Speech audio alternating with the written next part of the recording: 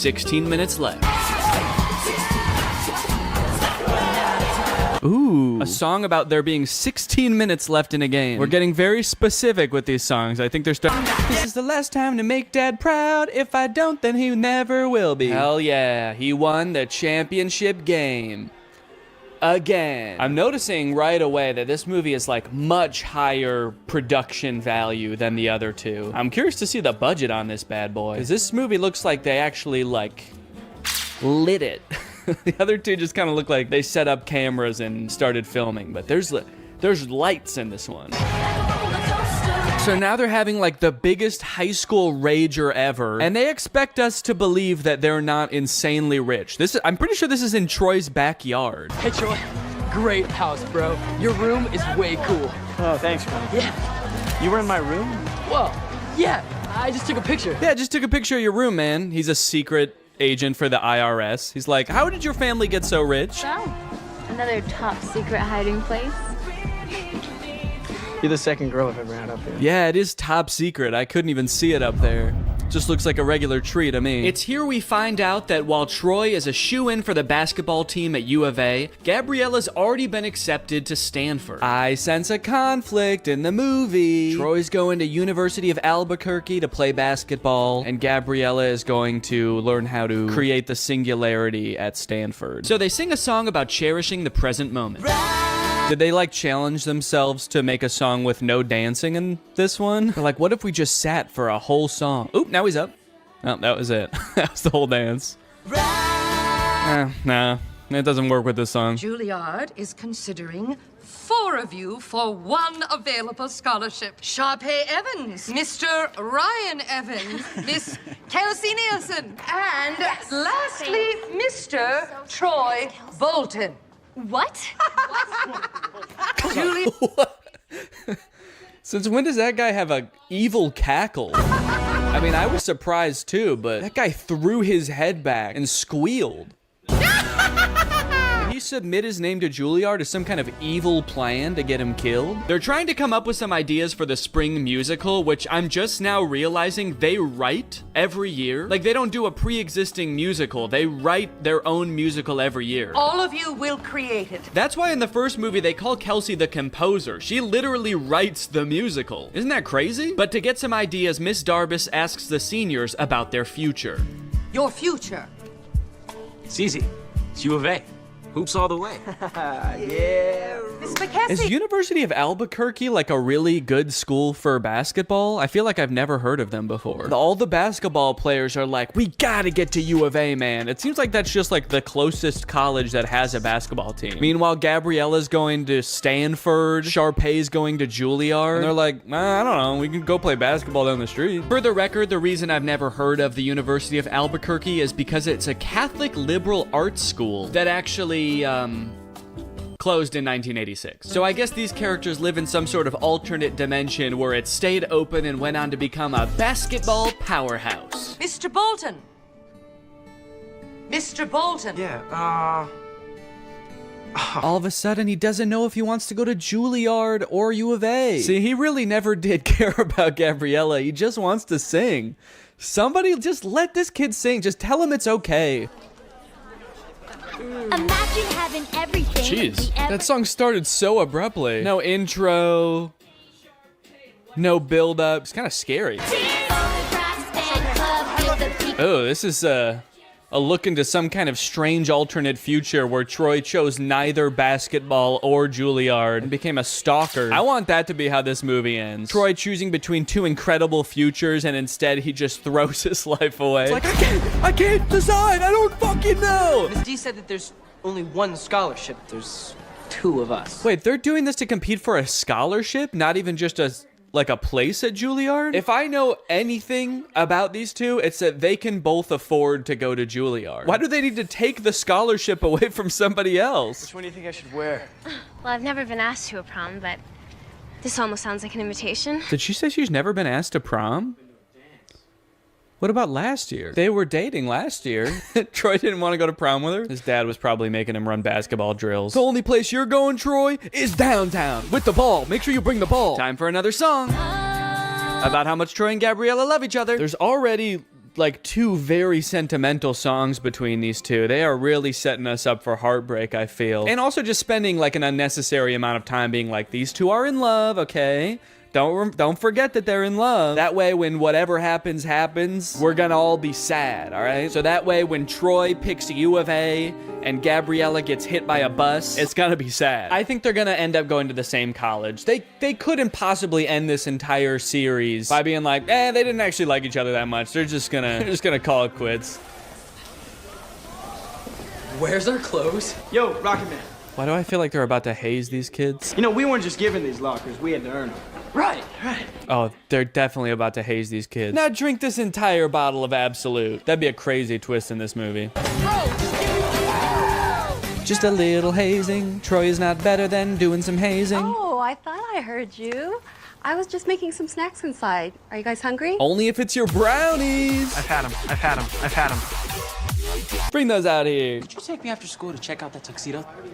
Tuxedo? For what? For prom. Oh, honey, if that's what you call an invitation, you'll be dancing with yourself. He's like, okay. I wasn't inviting you. I'm gonna ask Miss Darbus. Then comes a song about getting ready for prom featuring, I think, the funniest moment in any of these movies. I think this tux is too baggy, too tight, it makes me look weird. Yeah, this movie's kind of funny, man.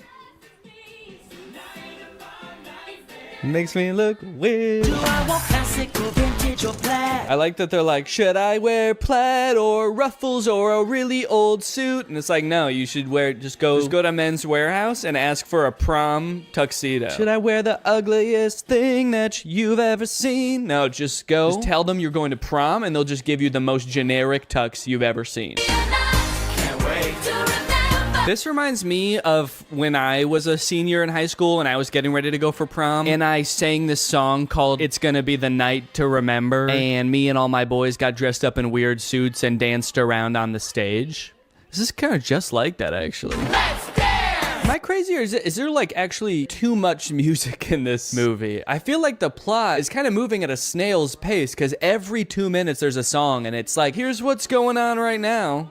We're thinking about going to prom. We're Troy and Gabriella. We like each other. Also, the stakes feel very low right now. What am I supposed to be worried about right now? Troy is like, I don't know what college I want to go to. And Gabriella's like, I also have choices to make. I still have decisions to make too. And she has not elaborated. And so I don't know what I'm supposed to be worried about. Now they're at some kind of junkyard. Just hanging out at a junkyard as if we've always known that this is what they do. You see what happens when you do a show? You're like 5 people. Yeah, but what's so bad about that, man? We used to come here as kids, we'd be 10 people. Yeah, I remember that, because they used to talk about that in all the other movies, how they used to come to the junkyard. Take it back to the place where you know it all began. Finally, the boys are back at the junkyard. So that we had a song establishing that Troy and Gabriella are in love. Now we have a song establishing that Troy and Chad are friends. This kind of reminds me of senior year in high school when I danced around in the junkyard with my best friend, and we sang a song about how the boys are back. It's weirdly similar, actually. Oh. Whoa! The junkmen who live in the junkyard are here. What's going on? What if Troy and Chad turn around and see them, and they're like, whoa, what the fuck, who are you? Maybe I'll just stay here next year. Stay in Albuquerque? That makes no sense. And why do I always have to make sense? Why do I always have to make sense? Why can't sometimes I just say, What are you gonna tell me about this Juilliard? The only dad to ever be pissed off that his son is getting considered for a scholarship at one of the most prestigious colleges in the country. Hey, Troy, come on. Ah, damn, he's too fast. Get back here. The director for that scene was like, okay, how could you guys like run away but also walk away at the same time? Oh no, he's going crazy again. Painful basketball time to scream and shoot some hoops. I like that little pouty dance up the stairs. Okay, Troy, for this one you're a pouty toddler. Now you're a crab.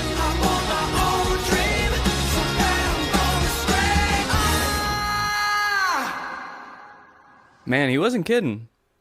He was really gonna scream. Well, now that he did it, I hope he can figure out what he's gonna do. Now that I got that out of my system, I'm for sure going back to U of A. I don't care about singing. Miss D, I know I'm not supposed to be here. Aren't you? Last one out turns off the lights. You know, she might seem cool about Troy being there right now, but as she walks through the school to get back to her car, she realizes he totally trashed the place. She's like, he tore down posters? He flipped an entire hallway upside down? How did he do this? I don't think I can do it, Troy. Uh-oh. Is that a Dr. Pepper in the background? That looks good. I've chosen basketball. But I've also chosen theater. The University of California, Berkeley. Okay. I'll be honest, I did not know that that was an option. They made the Mr. Beast logo. I like that they're performing for the camera and not for the audience who's here to see them graduate. They're just like facing away from the bleachers. All their parents are like, damn, I wish I could see their faces. I don't even know which one's my kid. Now they're all just gonna smile at the camera for the rest of their lives. They say, we're not going to college, baby. We're gonna stare at this camera forever. And that's it. That's High School Musical, baby. As far as endings go, I think they did a decent job with a nearly impossible task. It's a Disney Channel movie, so it's not like they can just like make everybody break up and go their separate ways at the end of the movie. That would be too sad, obviously. But they also can't make everybody just go to the same college and do the same thing, because that would be unrealistic. So it leaves the door open. My only issue is that in doing that, they kind of don't really provide any closure. Feels like they kind of just pushed Troy's decision of what he wants to do with his life further down the road. But if you are looking for some closure for Troy, I might have something that helps. I mentioned earlier that the character of Troy was inspired by one of the writer's real high school teammates. But when I read that for the first time on Wikipedia, I was surprised to find that that teammate has his own Wikipedia article. And that's because that classmate, Lynn Swan, went on to be a professional football player, playing for the Pittsburgh Steelers and winning the Super Bowl 4 times. This man is the real-life Troy Bolton, and that might be the least interesting thing about him. In fact, he might not even know. It really helped you in your game. All the things that ballet taught you, you applied that to the football field. Touchdown, Pittsburgh! Did you catch any flack from your teammates about taking ballet? I mean... Oh, always. It's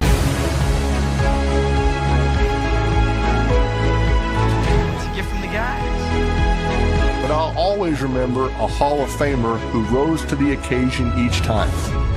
A plie-making playmaker. But you're a playmaker. Did you ever think maybe I could be both? Who could defy gravity.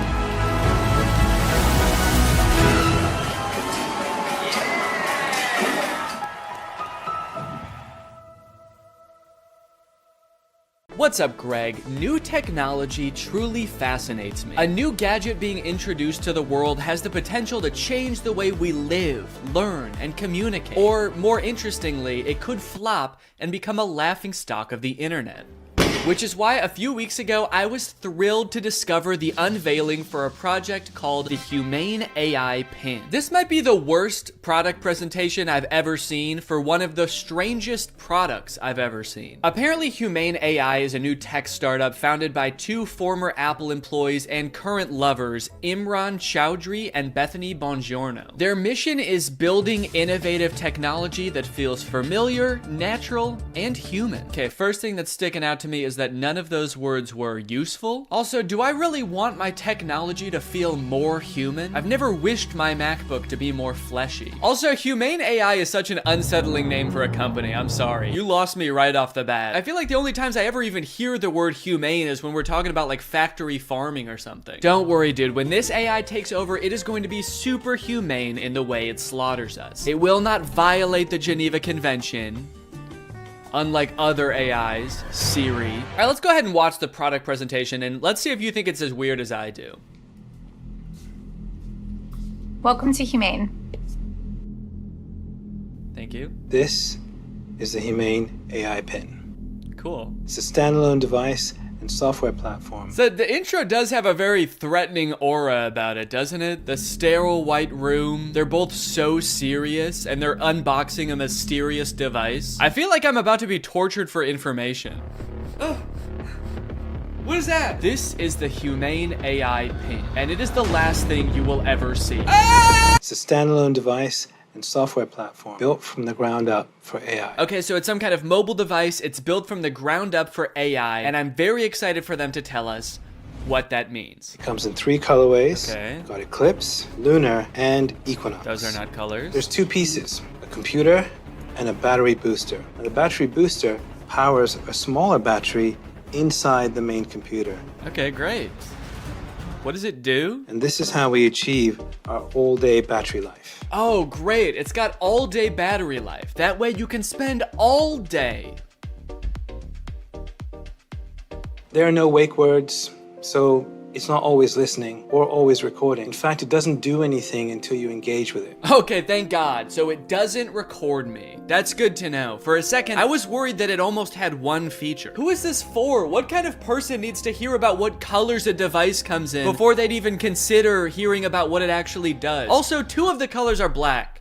You designed 3 colors and 2 of them are black. You couldn't come up with a 3rd color? Also, I'm sorry because I know that not everyone is super comfortable in front of a camera. It's not a skill set everyone has. But maybe you guys should have like hired a spokesperson or something instead of letting the world's 2 sleepiest CEOs do this product demo. Now, the battery booster powers a smaller battery inside the main computer. Are they okay? This thing has all-day battery life. That's because it actually feeds on your life force. I've had mine on for 3 months, and you probably can't even tell the physical toll it's had on me. And your engagement comes through your touch, voice, gesture, or the laser ink display. Whoa, wait, okay. Holy cow. We have a feature. It actually does something. I will admit I was not expecting that. Why didn't you lead with that? I mean, I don't know what that is or what it does, but at least it's something. It looks futuristic. I don't know about the name laser ink display though. That doesn't sound very futuristic. The laser ink display. Sounds like a printer. It also comes with its own connectivity built right in. Our own Humane network, connected by T-Mobile. Our very own network. That is T-Mobile's network. We were able to pack a lot of technology into something really small. Tell me about it, dude. I can barely even count all the technologies you put in this thing. You got the laser ink display, all-day battery, black. Is that a technology? They continue for a while just using buzzwords and vague expressions to explain what this thing does until like 3 minutes into the video when they finally give us a demonstration of something tangible this thing can do. Play the song How Music Makes You Feel Better. Doesn't look like it's making him feel better. We've partnered with Tidal, which you get out of the box. Okay, finally, we know one thing it can do. It can play music. And not just how you would normally listen to music either. You can give it little riddles to try to figure out what songs you want it to play. Play music written by Prince, but not performed by Prince. Give me songs written by first-born left-handed British women who have never been to Ibiza that weren't released on weekends or holidays. Can Alexa do that? I don't know. I don't think anyone's ever tried before. Got my music controls. If I go to the left, I can go back. If I was to go down, I can pause. Wow, okay, that actually does look a lot more convenient than using Tidal on my phone, but only because I don't have Tidal on my phone. After this, we do start to get some truly incredible demos using this product's advanced AI. When is the next eclipse? Where is the best place to see it? The next total solar eclipse will occur on April 8th, 2024. Best places to see it are Exmouth, Australia, and East Timor. Huh, that's weird. This NASA article says that that eclipse that's happening on April 8th is actually not going to be visible in Australia. It's only going to be visible from like the US. It actually seems like it's going to be nighttime in Australia during the eclipse. Well, what are you going to do? I mean, they're a technology company. They're not a space company. What would you expect them to know about the moon? They only named all of their colors after it. I hate to interrupt this video, but I have to tell you guys about a revolutionary discovery of my own. I just found out that for the past 2 years, I've been paying for Apple Music despite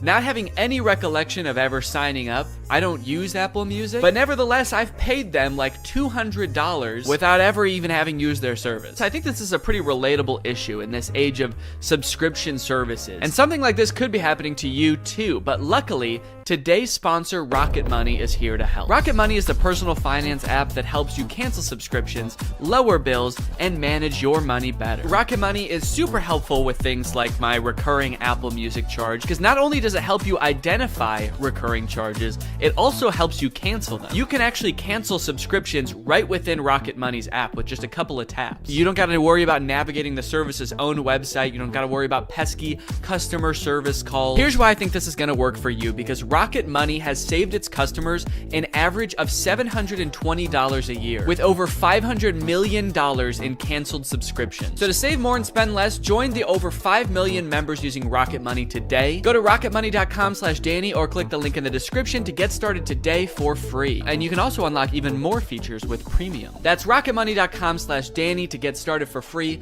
Thank you to Rocket Money for sponsoring this video. And now back to said video. How much protein? These almonds have 15 grams of protein. Great. Those almonds for sure do not have 15 grams of protein. An entire cup of almonds has 20 grams of protein. This dude was holding like 9 almonds. Did I think he was asking about his whole hand? Because that actually might be accurate. I'm gonna eat it. Enjoy it. Guys, I hate to say it, but I don't think your thing works. You only asked it to do a couple things and it got 2 of them wrong. He does do a demo where he sends a text later in the video, and that seems to work. Tell Andrew I'll be there later tonight. But to be fair, we never see the person receive the text. I got a weird text from Imran that just says, learned how to go potty big boy style. Interestingly, after people started to realize that all of the information in this demo was wrong, they actually re-uploaded the video pretending that the pin gave the correct answer the entire time. How much protein? A half a cup of almonds has 15 grams of protein. Don't believe it. That's humane propaganda. The AI pin allows you to shop in the real world. How much is this online? This is $28 online. Great. Buy it. That one is super confusing. It doesn't give you any information on where it's getting that price, where you're buying it from, when it will arrive. I feel like you need to give it at least some specifics, otherwise it's definitely gonna mess up your order. Go ahead and buy this book. Sending to Sudan. No, send it here. You didn't specify. Sending to Sudan. Shit. Now, if you're wondering how you can get one of these things, the prices range from $700 to $800 for the more expensive colors. And they're estimated to ship in March of 2024. Now, you might be thinking the price of $700 is a little bit high for this thing, but think about it this way. What other product on the market can so accurately tell you how many grams of protein aren't in 9 almonds? Okay, they've also got this little short film about the human experience using their AI pin. Isn't life about what we experience? What we smell? Can I eat this? Yes, dragon fruits are low in sugar. What is this thing, my mom? Can I drink this? Not before you finish your vegetables. And say please next time. What did you just call me? I am your pin, young man. Dude, I want to buy this thing just for that feature. I want to hold every object, creature, and human in front of this thing and ask if I can eat it. Do you need something from me? Can I eat that? Analyzing. Oh, no, you can't eat me. I'm a person, so. High fat content detected. Rude. 1 gram of protein detected. That can't be right. Tiny balls detected. All right, what the hell? Enjoy it. Yes, yummy. Wait, stop. No, you cannot eat me. I'm a human. All right, man, who do you think I'm gonna trust? You or my $700 pin? Last time I checked, this pin doesn't have tiny balls. This thing tells me what to eat, when to eat. It even suggested this very fashionable outfit I'm wearing today. Is that why you're not wearing pants? They're in Sudan. What we hear? Hey, what should I get here? What is this interaction? Who are those people? Does he know them? Man, if he's in a different country where he doesn't speak the language, I would not trust that pin. Based on everything we've seen so far, who knows what it's saying to these people? What we see? Capture this. Dude, parents are gonna love that feature. Me walking around a park with my AI pin. Capture this baby. Capture. Kidnap this child. So after watching all of this, I have 2 thoughts. The first being, maybe someday this will be like a revolutionary product that changes the way we all interact with each other. Maybe we're just seeing some hiccups now, but a few product generations down the line, this thing is really gonna take off. It'll be more refined. It will know where the moon is. But the second thing is, I have a lot of questions about this product. For one, how is this better than the phones we have now? More specifically, why can't all of the features of this thing just be built into one app in a phone? And what if you don't want to be talking to your chest every time you need to Google something or text someone? Well, this thing started to pick up some traction online, and eventually the founders ended up on CNBC, where the hosts seemed to have a lot of the same questions. Doing this right now is Imran Chaudhry. He's chairman and president of the company. and Bethany Bongiorno, she's the CEO. We're also very scared of them. That's why we've sat them as far away from us as we physically can. We actually ordered this giant table when we found out they were coming. I don't know if can we get the camera so people can see just what we're talking about in case? Imran, you can't see as much because it's black, so it blends in with your jacket. It's black. Imran's just sitting there like... It's Eclipse. It's privacy first, so it's not always recording. It's actually just doing things when you want it on demand. Is it doing something right now, or are you It's recording not. us? It's doing nothing right now. I get a little sense of pride when he says that. It's actually doing nothing right now. It's doing nothing right now. After years of research and millions of dollars spent, we finally designed a pin that does nothing. It's doing nothing right now. You might think that's a bad thing, but you've never met this AI. It's evil. Turn around, maybe you can get that on camera. Oh, yeah. I see your hand. Yes, keep doing it. I see your hand. Can you see What's that? Yeah, what's that telling you? Oh God, dude, I do feel for him. I mean, these people are not like media trained, I feel like. They really should have hired a professional spokesperson, because I feel like they're just so out of their depth. He's got like the worst camera angle possible to show this thing off. His hand is shaking. Imagine a little alert pops up on the screen that's like, high heart rate detected. Is Squawk Box the name of this show? I'm not familiar with it. I never heard of this before. Or is this some kind of jab at their device? Formal Apple designers peddle their snake oil Squawk Box. You can use it however you want. Like what? Like what? Tell me something you would use that for. Okay, it sounds like this host is thinking the exact same thing as me. What is it? Tell me one thing. Then they just start like drilling them. They don't even let either of them finish answering their questions. They just like are bombarding them with reasonable questions about this device. That you've got in, stuff that you do just all the time. How would I know without seeing a screen? A user LED called. So that's what I want to ask you about. This is brutal, man. Let the poor guy speak. Just at least let him finish answering your questions, man. I mean, he's not actually gonna answer them. He's probably just gonna say AI over and over, but just let him finish his sentence. Sometimes I'll be at a meeting, right? And I'm sneaking under the desk to look at my email because and I can't say, hey Siri, tell me my email. I mean, that's actually a really good point. The only way to interact with this device is to talk to it or to use this weird, clunky laser jet display, which I don't even think you can type on. So if you want to text someone, you have to say it out loud, which just does not seem practical at all. So is this device gonna revolutionize technology as we know it? There's probably only one way to find out, and that's that I'm gonna have to buy it and review it when it comes out. So let me know if you guys want me to do that, and maybe I will. I hope you guys enjoyed this video. If you're new here and you're not subscribed yet, make sure you subscribe and turn on my notifications to join Greg. I'll see you guys next time. Bye-bye. After MGK released his song Emo Girl and then followed it up by appearing in a bunch of insane interviews with Megan Fox talking about their love life, I think we're pretty good on MGK for a while. We don't need any more music. We don't need any more public appearances. We're good. We don't need to know any more about MGK's personal life. And folks, I think MGK finally took notice and he listened. He said, all right, look guys, I get it. No more music, no more interviews. I'm gonna take some time and I'm going to release a stoner comedy movie instead. So he hunkered down and he wrote and directed this movie Good Morning, which currently has a 0% on Rotten Tomatoes. We got a good thing going here. 2 movies in a row with 0% on Rotten Tomatoes. What's the opposite of a Renaissance man? You know how people, when people can like act and sing and direct, like Donald Glover, people call him a Renaissance man. MGK is like a Dark Ages man. MGK is a medieval man. Also, sorry if I sound sick. Sorry. The moment this movie starts, MGK, aka his character London Clash, gets kind of a weird good morning text from his girlfriend Apple. Who's texting me? Oh, it's Apple. The text say, I wish I didn't have to do this through text, and then good morning, but she spells morning with a U. Now you might think that this would make London a little bit confused, but then realize, oh, it's just a typo. And you'd be right. He does have both of those thoughts. The problem with this movie is that the entire movie takes place between those two things happening. This entire movie is about MGK being confused about what those texts meant. Before he gets too concerned, he has to Google what morning with a U means. He's like, my fans are probably young enough that both of their grandparents are still alive. I should probably explain what morning is. Well, today should be interesting. Yeah, they let you know right away that this movie was written by a millennial. Well, today's gonna be kind of weird. MGK wrote the entire movie like this.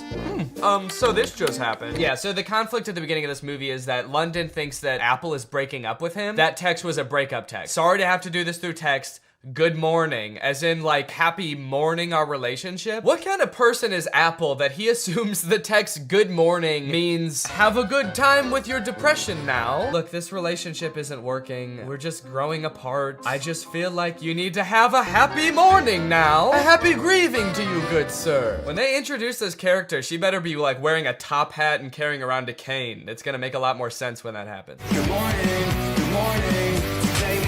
Today might suck, guys. I'm adulting today. All right, guys, it's time to attend the MGK School of Acting. You're about to step into an ice-cold shower. How do you react when the water hits your body? Shiver! Rub your arms to make yourself warm. Okay, those are good answers. Let's ask Professor Gun Kelly. Ooh, sorry, you guys all get Fs. Your punishment? You have to look at MGK's ass. That is just horrendous. I never wanted to see that. You know why it sucks when you're going through it with your partner? You're not going through it with your partner. She sent you one understandable typo, dude. Everything's fine. You're fine. Yo, does this look like a breakup text to you, or am I tripping? Yes. Yeah, dude, take it from the weirdest looking man you've ever seen who falls asleep in his cereal mid-conversation. That's a breakup text. I don't mean to shame this man's appearance. I think Cody Ko looks great here. This is Cody Ko if TMG made hyperpop music. This man has never sent a normal text in his life. I'm surprised he wasn't like, no, that's about as incoherent and cryptic as I usually am in my text. You're probably fine. His friend is clearly sick. At the beginning of the scene, he throws up on the microwave, and at the end of the scene, he drowns in his cereal bowl, and MGK leaves him to die. MGK, your friend is sick. Help him. And so am I. Goddamn. Also, just like a fun little continuity note, at the beginning of this scene, there wasn't a water bottle on the table, and then at the end of the scene, there is. So, that's probably why this movie has a 0% on Rotten Tomatoes. Ass continuity. I'm a stickler for details. Meet Kennedy. Uh-oh, guys. Megan Fox is here, and she is not like other girls. Megan Fox plays a girl named Kennedy, who's actually not the main love interest in this movie. Her character is actually lesbian, and at the beginning of this movie, MGK explains how, like, she hates boys, but she lives with all these boys, and so she's moving out, which MGK explains right after he forgets his line. It's in rice. Come on, you got it, dude. You wrote the movie, you should know it. Please don't move out. Yes, he did it. He remembered. It's a pretty long line. I'll cut him some slack. Throughout the beginning of the movie, they're constantly introducing new characters, and every character in this movie has some kind of weird quirk. This friend, like, did too many drugs at a music festival, and now he's kind of loopy. This guy is always throwing water balloons at people. This guy, like, smokes a lot of weed. It seems like MGK wrote this movie with just a bunch of crazy, weird characters, because the only, like, joke that he can think of to put in this movie is another character saying something weird or dumb, and him just kind of looking at them being like, that was kind of weird or dumb. Mercury is in Everglades. It's retrograde, Leo. Every time he introduces a new character, there's narration that explains what the weird quirk about these characters are. This is Angel. Meet Maxine Goldberg. But they kind of don't, like, explain really what I want to know about these characters. This is Dylan. I met him when he was working at In-N-Out, and he used to hook me up with free burgers and shakes. He's been my boy ever since. We don't care that he used to work at In-N-Out. That is so irrelevant. Please tell us why he's so sick. Why is he throwing up and passing out? That's more interesting. The reason that London Clash is so rich and cool that he lives in Rice Gum's house is that he is an actor. So throughout the movie, he's doing actor type things. Like, he films this self-audition tape. I don't really know what he's auditioning for. It kind of seems like he's auditioning for everything and also nothing all at once. Okay, this is my impersonation of Draco Malfoy. Looking for drugs. Where's the pot, Potter?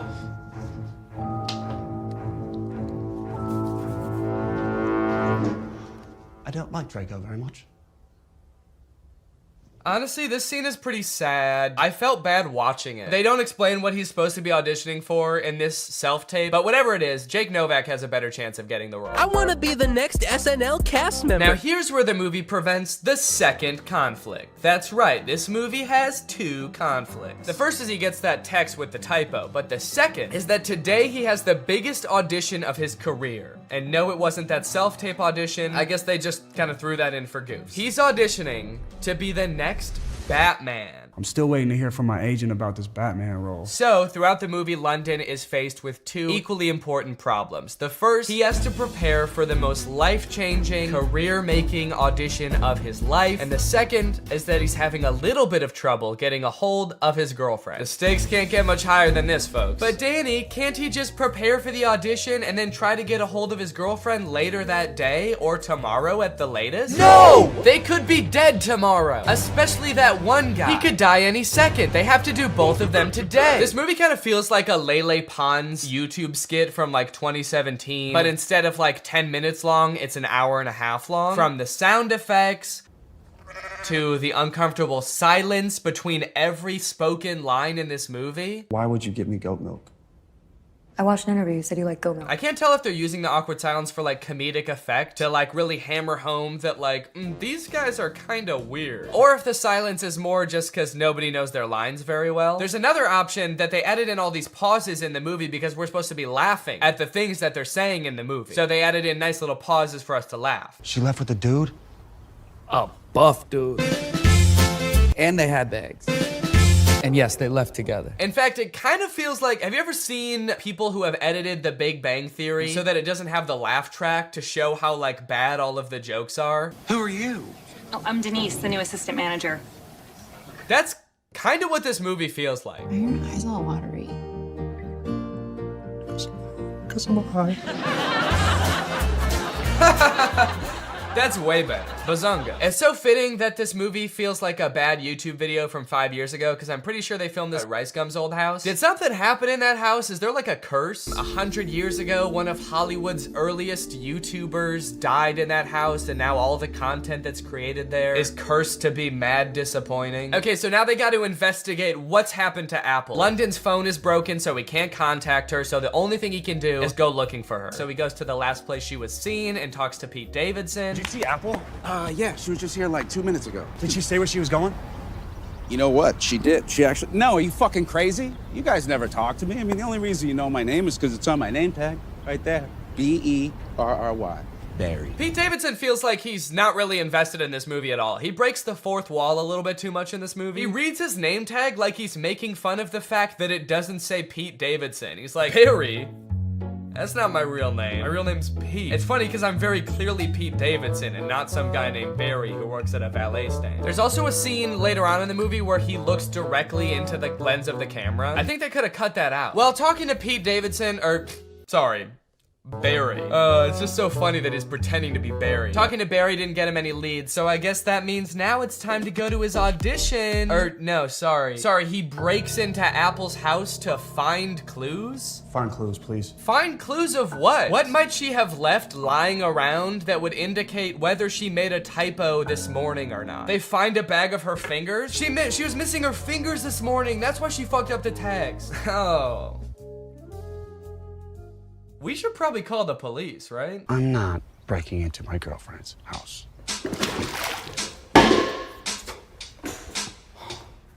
Can't believe I'm breaking into my girlfriend's house. Me neither, dude. Your life is pretty crazy. London Clash is so dumb. He makes the worst decisions at every move in this movie, okay? While they're in Apple's house, one of London's friends knocks over every single urn on the mantle, and ashes go everywhere. And so they're like, oh shit, we have to put back the urns and then refill the ashes. But they're like, the only problem is, where are we supposed to find ashes? Where are we gonna find enough ashes to fill up these urns? But like, they didn't lose the ashes. They all just fell on the floor. They could just sweep them up and put them back in urns. It's like MGK was like constantly forgetting what previously happened in movies. And so the plot is being driven forward by things that just aren't problems. So anyway, as I said, this is a stoner comedy. You can probably guess the solution they think of to produce a bunch of ashes to fill back up the urns. I'm stoner. Yep. They're gonna smoke a bunch of weed. Ah, bunch of weed. This movie's crazy. They're gonna smoke a bunch of weed. Well, at least this dumbass plan that doesn't make any sense is gonna result in like some crazy shit happening, right? Something funny's bound to happen now, right? Wrong. They just spend like 10 minutes having a boring ass smoke session on the couch. And then one of them tries to talk to a lobster. They really sat around writing this movie and were like, what's the craziest thing that could happen while we're high? And then settled on talking to a lobster. You know, since weed is legalized in a lot of places like California, where they filmed this, I feel like stoner comedies aren't nearly as like interesting or edgy as they used to be. You know, smoking used to be kind of like a fringe culture. It doesn't really feel like this is like, it's like that crazy or funny anymore. This is a scene of 4 adults sitting around a living room and obeying the law. Why did you spell it like that? It's a typo. Oh my god, it was a typo all along? Who would have guessed that? So I guess now the movie can end now, right? The movie can't end now, right? The movie can end now, right? There's 30 minutes left in this movie? What the fuck is gonna happen? What are they gonna do for 30 more minutes? Sit at a diner, apparently. So you're probably wondering how they wrap this whole thing up, huh? MGK missed his audition, he's not getting the role. His girlfriend is pissed off at him. How are they gonna wrap this movie up? Some sort of grand gesture that wins over both the director and the girlfriend? No, obviously not. That would make too much sense. London Clash gets the role because the director happened to see an Instagram live stream where London Clash gets punched in the face by Dennis Rodman, and the director just assumes that London Clash did that because he wanted to like impress him or something. It's a whole other plot line that I didn't really go into in this video, but it doesn't make any sense in the movie either. So he's got the role, now the only thing left is to get the girl, which he does by sending her a text at the diner being like, can we talk? And she's like, sure. And so they're driving to meet each other. He's texting her the whole way. He's texting and driving, and they get into a car crash, and then they are both paralyzed. That face says it all. That just happened. That's the resolution. He almost murders her. Irresponsible. He was texting and driving and he almost murders his girlfriend, and that's how it ends. After the credits roll, there's like a fun little blooper reel where we get to see the actors like messing around and not knowing their lines very well, which would have been a lot more fun if I hadn't felt like I had just watched an hour and a half of exactly that. Well, folks, what do you think? From rapper to pop punk icon to writer, director, and actor extraordinaire, which do you think MGK did best? Leave it in the comments down below. What do you think he'll get up to next? It's anyone's guess at this point. Professional fencer? Or maybe like a chef? He'll start just making food. That might be kind of sick. And you know what? All he would need to get started is HelloFresh, America's #1 meal kit and the sponsor of this video. Guys, I love HelloFresh. They send you fresh, quality produce from the farm to your door in less than a week, so you can savor delicious summer flavors right from home. I love getting a HelloFresh box because you know what it means? It means I don't have to worry about what I'm gonna eat for dinner every night. I'm not gonna find myself driving to some fast food chain to get a quick meal, because I know I've got a quality meal that I can whip up in like 35 minutes right at home. And I know it's gonna be tasty. I know it's gonna be healthy. If you're trying to stick to a particular health goal, HelloFresh has you covered because they have veggie options, fit and wholesome options, and pescatarian options. So HelloFresh fits a variety of lifestyles. Their plans are super flexible. You can pause 1 week if you want to. You can add more food 1 week if you want to. And even if you're on vacation, you can change the delivery address to deliver to your vacation destination. And then you can have home-cooked meals when you're at the family reunion. HelloFresh is the very first carbon-neutral meal kit company, and nearly all of their packaging is recyclable. They help cut down on food waste because they send you pre-portioned ingredients so you're only using what you need. So if you want to check out HelloFresh and have a flavorful summer, then head on over to HelloFresh.com. Use my code TrulyGreg16 for up to 16 free meals and 3 surprise gifts. That's HelloFresh.com. Thanks to HelloFresh for sponsoring this video. Thank you to you guys for checking out HelloFresh. Now I'm going to do the outro of this video. All right, you guys, thank you for watching this video. I hope you enjoyed it. If you're new here and you're not subscribed yet, make sure you subscribe and turn on my notifications to join Greg. Greg is what I call my audience here on YouTube. We're the biggest and happiest family on YouTube. That is a scientific fact. Please do not look it up. Please do not fact check me, because facts don't care about your feelings and I don't care about facts. All right, I'll see you guys next time.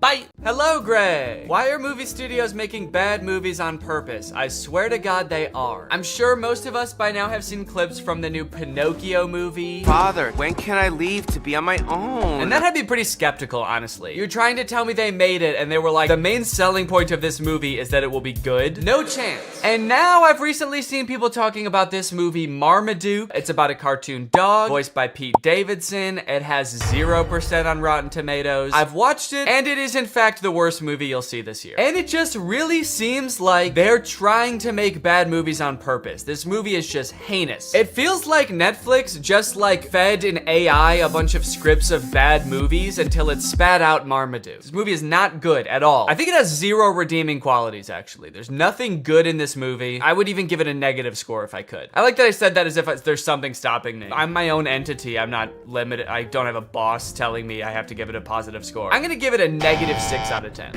And with a narration from Pete Davidson himself, who could not sound less interested in explaining the exposition of this movie. Marmaduke was some fucking dog, dude. I don't care. I'm dating a Kardashian, man. You think I need this? I personally don't have a problem with Pete Davidson. He's a funny guy. He was not up to the task of being the main character in this movie. This is a cartoon dog. You need someone with like a crazy range. Pete Davidson's emotions range from high and pleased down to high and indifferent. That's about all the variety you're gonna get out of Pete Davidson. After watching the movie all the way through, I'm not even 100% sure that Pete Davidson even knows he's in this movie. I haven't seen Pete Davidson do any promotion for this movie. I don't think he's done interviews talking about, you know, getting into the role of Marmaduke. I would not be surprised if they just like took audio excerpts of Pete Davidson from like other TV shows and just like found a way to make a movie about a dog around them. You look at the characters in this first scene here and tell me, what is your reaction? Art is subjective. What you like depends entirely on your life experience, your personal taste, you know, where you were born and raised. For example, I was born in the 1990s on Earth, and I hate every single one of these characters. There are 3 body shapes in the universe of Marmaduke. There is eerily slender, bouncing egg. That's right, they don't walk, the round characters. They just kind of bounce from place to place. And then there's Mom. Mom has a serious case of the Pixar mom syndrome. I guess the creators of Marmaduke decided to take a page out of Pixar's book when designing the mom, and then they ignored all the other pages in the book about like how to make a movie. Anyway, through a little bit of narration, we find out that the reason Marmaduke is not allowed at this party is because he's basically a terror to the family. Marmaduke is a nightmare. He chases the cat, and Guy, being like a world famous dog trainer, sees Marmaduke, this poorly behaved monster, and decides, hey, this would be kind of an interesting challenge for me to transform Marmaduke into like a good boy. At first I thought this guy was gonna be the villain of the movie because he's like rich and British, and I think that it's the law in cartoons that the bad guy has to be rich and British, but this guy is actually, he's not that bad. He's a little greedy, but he's not the bad guy. So Guy goes over to Marmaduke's house and talks to the owners and is like, hey, if you let me train your dog and enter him into like dog competitions, we could win $1 million, and I'll share the $1 million with you, which is actually a very nice thing for a rich British man to do in a cartoon. The family says yes, so Marmaduke gets to train with this experienced, highly awarded, rich and famous dog trainer. And they start training right away. Or actually, sorry, Marmaduke doesn't want to train at all, so the trainer starts beating the shit out of Marmaduke. That's enough for today. That's enough for today? You didn't do anything. You just hurt a dog. You didn't teach him any tricks. He doesn't even know how to sit. All right, the first trick we're gonna learn today is how to dodge a punch.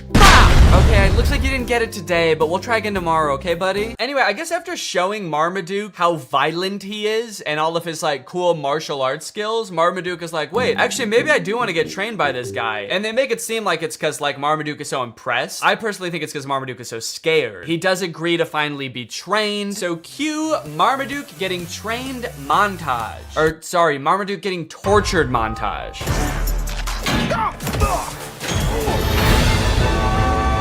Yeah, that's right. Before Marmaduke agreed to get trained, Guy just beat the shit out of Marmaduke. But now that Marmaduke has agreed to be trained, he is still getting beat up, but just in new and fancy ways. This movie is essentially about a dog who loves to eat and suffers greatly for it. You know what is one thing that's unclear about this movie? Can Marmaduke talk? Earlier in the movie, Marmaduke was trying to talk to the people and all they could hear was barking sounds. I think you're being too hard on poor But then Marmaduke and Guy seem to have full conversations. So who is speaking the other one's language? Is Marmaduke speaking English? Or is the trainer barking at Marmaduke? Like if you were to walk by the park where Guy is training Marmaduke, is Guy just going like, "Arr, arr," This movie is completely uninterested in answering this question. After Marmaduke has been thoroughly beaten and humiliated by Guy for a week or two, it is time for Marmaduke to enter his first dog show. This is where we meet Marmaduke's main competition and basically the villain of the movie, this beautiful dog Zeus. The movie's getting kind of dark. This is a really somber, like, middle section of a children's movie. He's not a loser! It just turns into Marriage Story. Marmaduke is a Great Dane! Then come to find out that the trainer has actually billed them for all of the training, and it's like a shit ton of money. They go through the list, and it rolls by in this like Star Wars style credit roll, and it's meant to fly by really fast so you can't read anything, but I paused it just to like look through what some of it is. Some of the items on this list are more than the $1 million they would have won at the final dog show. There's things for $29,000, $35,000, $1.4 million. Also kind of a funny detail, the writers I guess couldn't come up with enough things to actually make the list that long, so they just literally copied and pasted the same chunk over and over. So if you just play it, you'll see like the same thing worth $1.5 million over and over in this list, and it's like you couldn't just keep coming up with different numbers at least. Marmaduke shows up at Guy's house and is like, will you train? What's up, Greg? If you've seen my video about the Disney Channel original movie Zombies, then you know I have some deeply troubling feelings about that movie. It's a very poorly made, weird, cobbled together metaphor for racism, and on top of that, a lot of the lore surrounding the zombies doesn't make any sense. So I ended up walking away from that movie feeling like I had so many unanswered questions, which is why when I found out there are 2 more movies in this franchise, I was honestly thrilled. I could actually get some answers to my questions. They'll dive into the lore a little bit deeper. Then I watched the movie and realized that was a very dumb assumption to make. This movie does not answer any of the questions that you might have had about the first movie. In fact, it introduces a whole bunch of new lore that like is even more confusing and also kind of contradicts with the lore from the first movie. Now, all of that might lead you to believe that this movie is gonna be really bad, like even worse than the first movie. But honestly, this movie is not that bad. Also, it has 100% on Rotten Tomatoes, so technically speaking, this is a perfect film. So strap in and get ready, because I don't know if you've ever seen a technically perfect film before, but this is what one looks like. The movie starts off right away, changing the lore that we all know. Welcome back to Seabrook, where belonging is everything. Right, we all remember that. In the first movie, you explained how the power plant blew up, zombies invaded the whole town and started killing and eating people. How could we forget? Legend has it that when the first settlers came to Seabrook, they found wild beasts with sharp claws lurking in the forest. Wait, so these beasts are different beasts? These are a different sect of beasts? Which sparked an epic battle. There was a war? Seabrook settlers bravely fought off the monstrous attack and discovered a powerful energy source. And that mysterious power source basically powered the entire town until that one fateful day when it blew up and created beasts. Different beasts. These are different beasts than the beasts we just saw. This is a very beast-heavy town. The beasts were a distant memory. Seabrook forgot monsters could be real. So, hold on. You guys didn't think to mention this during the first movie? How could you tell us a history of Seabrook and neglect to mention the crazy thing to say for someone who has for sure eaten his neighbors? Also, we saw what you did to people in the last movie, dude. It's not hard to believe at all.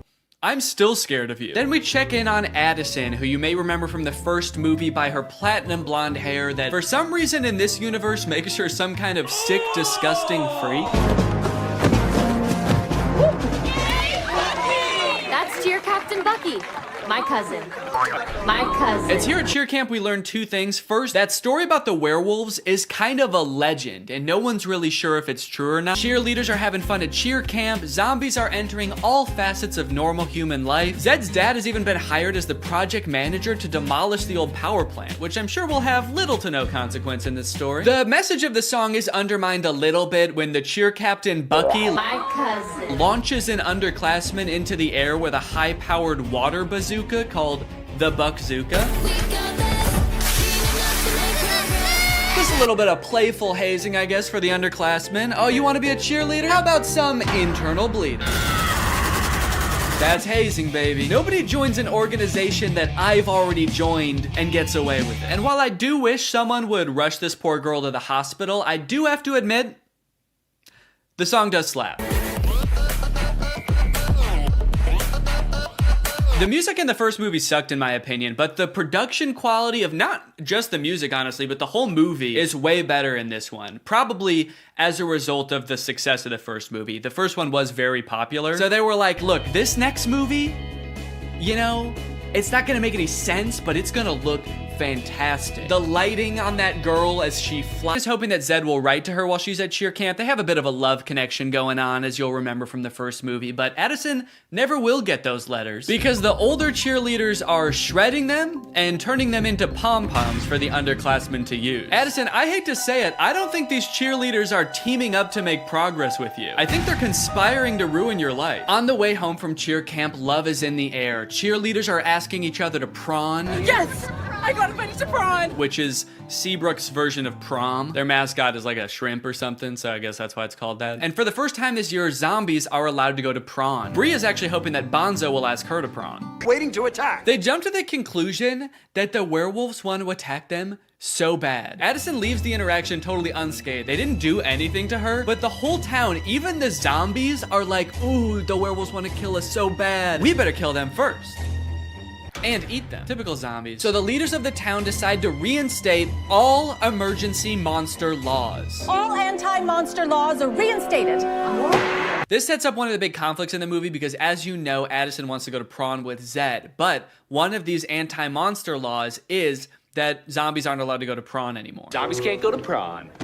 Ouch. And when I say one of them, I firmly believe that is the only emergency monster law. It's the only one they talk about in this entire movie. They let so much else slide in this movie, but that's the one thing they're like, no, we cannot have zombies at prawn this year. Ouch. You'll see in a bit why that's so strange, but right now we gotta go check in with the werewolves because they're setting up a conflict of their own. And you know we don't have much time. Our necklaces are almost out of power. So the werewolves all wear this stone around their neck. It's called Moonstone, and it's sort of what gives them their power. I guess it's like some kind of mysterious power source or something. But it turns out that like 200 years ago, somebody or some group of people stole all of the Moonstone from them. So their reserves are running low and they're all gonna like die because they don't have their Moonstone. But some of the werewolves think that Addison fulfills a prophecy that the werewolves have about some white-haired lady who's gonna lead them to more Moonstone. This is the kind of lore that gets you a 100% on Rotten Tomatoes. Even if the girl is the great alpha. A girl?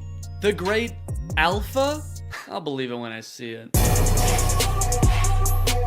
Use any excuse not to show the werewolves do anything werewolfy in this movie. All right, we've got to find this girl. How would werewolves accomplish such a task? We could use our wolf noses. What? No, no, what is wrong with you? No! We could ask around? Yes! Also, for those of you wondering, yes, that is baby Ariel from Musical.ly. She used to be like the most followed person on Musical.ly. I always wondered what happened to her.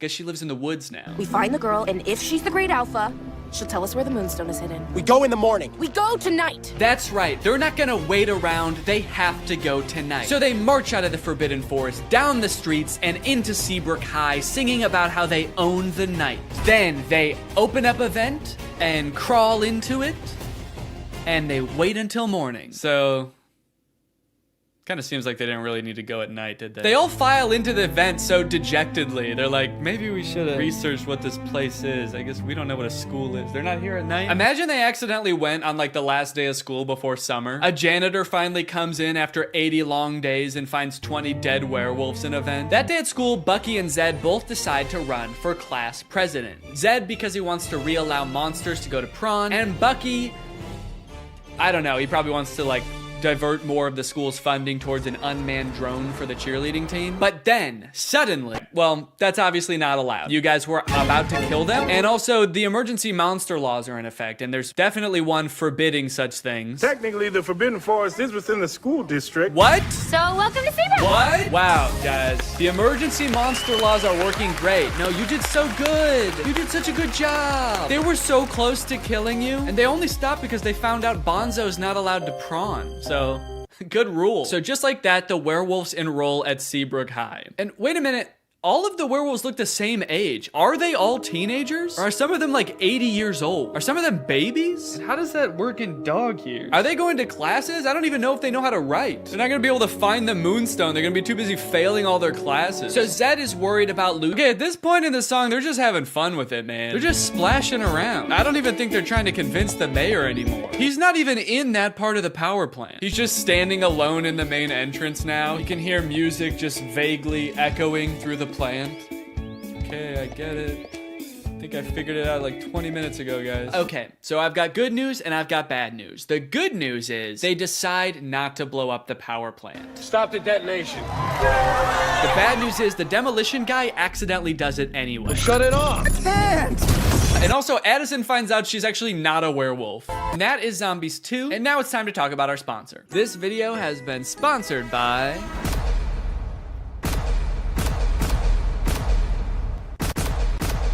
Guys, it's the season of giving, gathering, and with HelloFresh, it can be the season of saving. You can actually save money this holiday season with fresh, delicious recipes delivered straight to your door. It's cheaper than takeout, it's easier than grocery shopping, and the meals turn out so good. I like HelloFresh because I'm not really much of a chef. Okay, I don't really know how to cook well, but every time I cook HelloFresh, it ends up turning out great. Last night we had these Tex-Mex enchiladas. Didn't take too long to prepare. Turned out great. Honestly, best homemade enchiladas I've ever had, and I was the one who made them at home. I've got a lot going on. I've got a baby. I've got family visiting. It's a busy time of year. So sometimes it can feel impossible to get a good, nutritious homemade meal in, but not with HelloFresh. Can I let you in on a little secret? Some of their meals only take 15 minutes to prepare. How is that possible? Must be Santa. And guess what? HelloFresh is actually more than just dinners. They've got breakfast, they've got lunches, they've got snacks. So you can start skipping the grocery store for a variety of meals. HelloFresh is making life so much easier. So if you want to check out HelloFresh and for free breakfast for life, visit the link in the description or scan this QR code. One breakfast item per box while subscription is active. That is free breakfast for life with HelloFresh at my link. Again, this QR code. Don't use a different QR code, it won't work. Thank you to HelloFresh for sponsoring this video, and thank you to you guys for checking out HelloFresh. All right, thank you guys for watching this video. If you're new here and you're not subscribed yet, make sure you subscribe and turn on my notifications to join Greg. We are the fastest growing army on YouTube.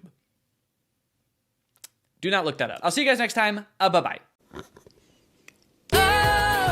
What's up, Greg? I've wanted to make a video about the High School Musical movies ever since I started making videos about DCOMs almost 5 years ago. More so as just an excuse to go back and watch them, because when I was a kid, I really liked these movies. And if you're a millennial, chances are you did too. And you were also too scared to admit that to any of your friends. I don't know why as an 11-year-old I felt the need to pretend that I didn't like a movie that was, you know, made for 11-year-olds. As if all my friends were gonna be like, High School Musical? I don't know, man. Sounds a little immature to me. I only watch war footage. I'm a very violent young man. Either way, something I did not realize as a kid is how low budget these movies were. The first movie was made on a budget of $4.2 million, which might sound like a lot, but Zombies 3, which is a newer DCOM, cost $40 million to make. In Zombies' defense, though, they needed the money. Those werewolf costumes looked pretty expensive. So instead of getting ready for the parties, he's making Troy run drills in the hotel gym. Am I going left? Yeah.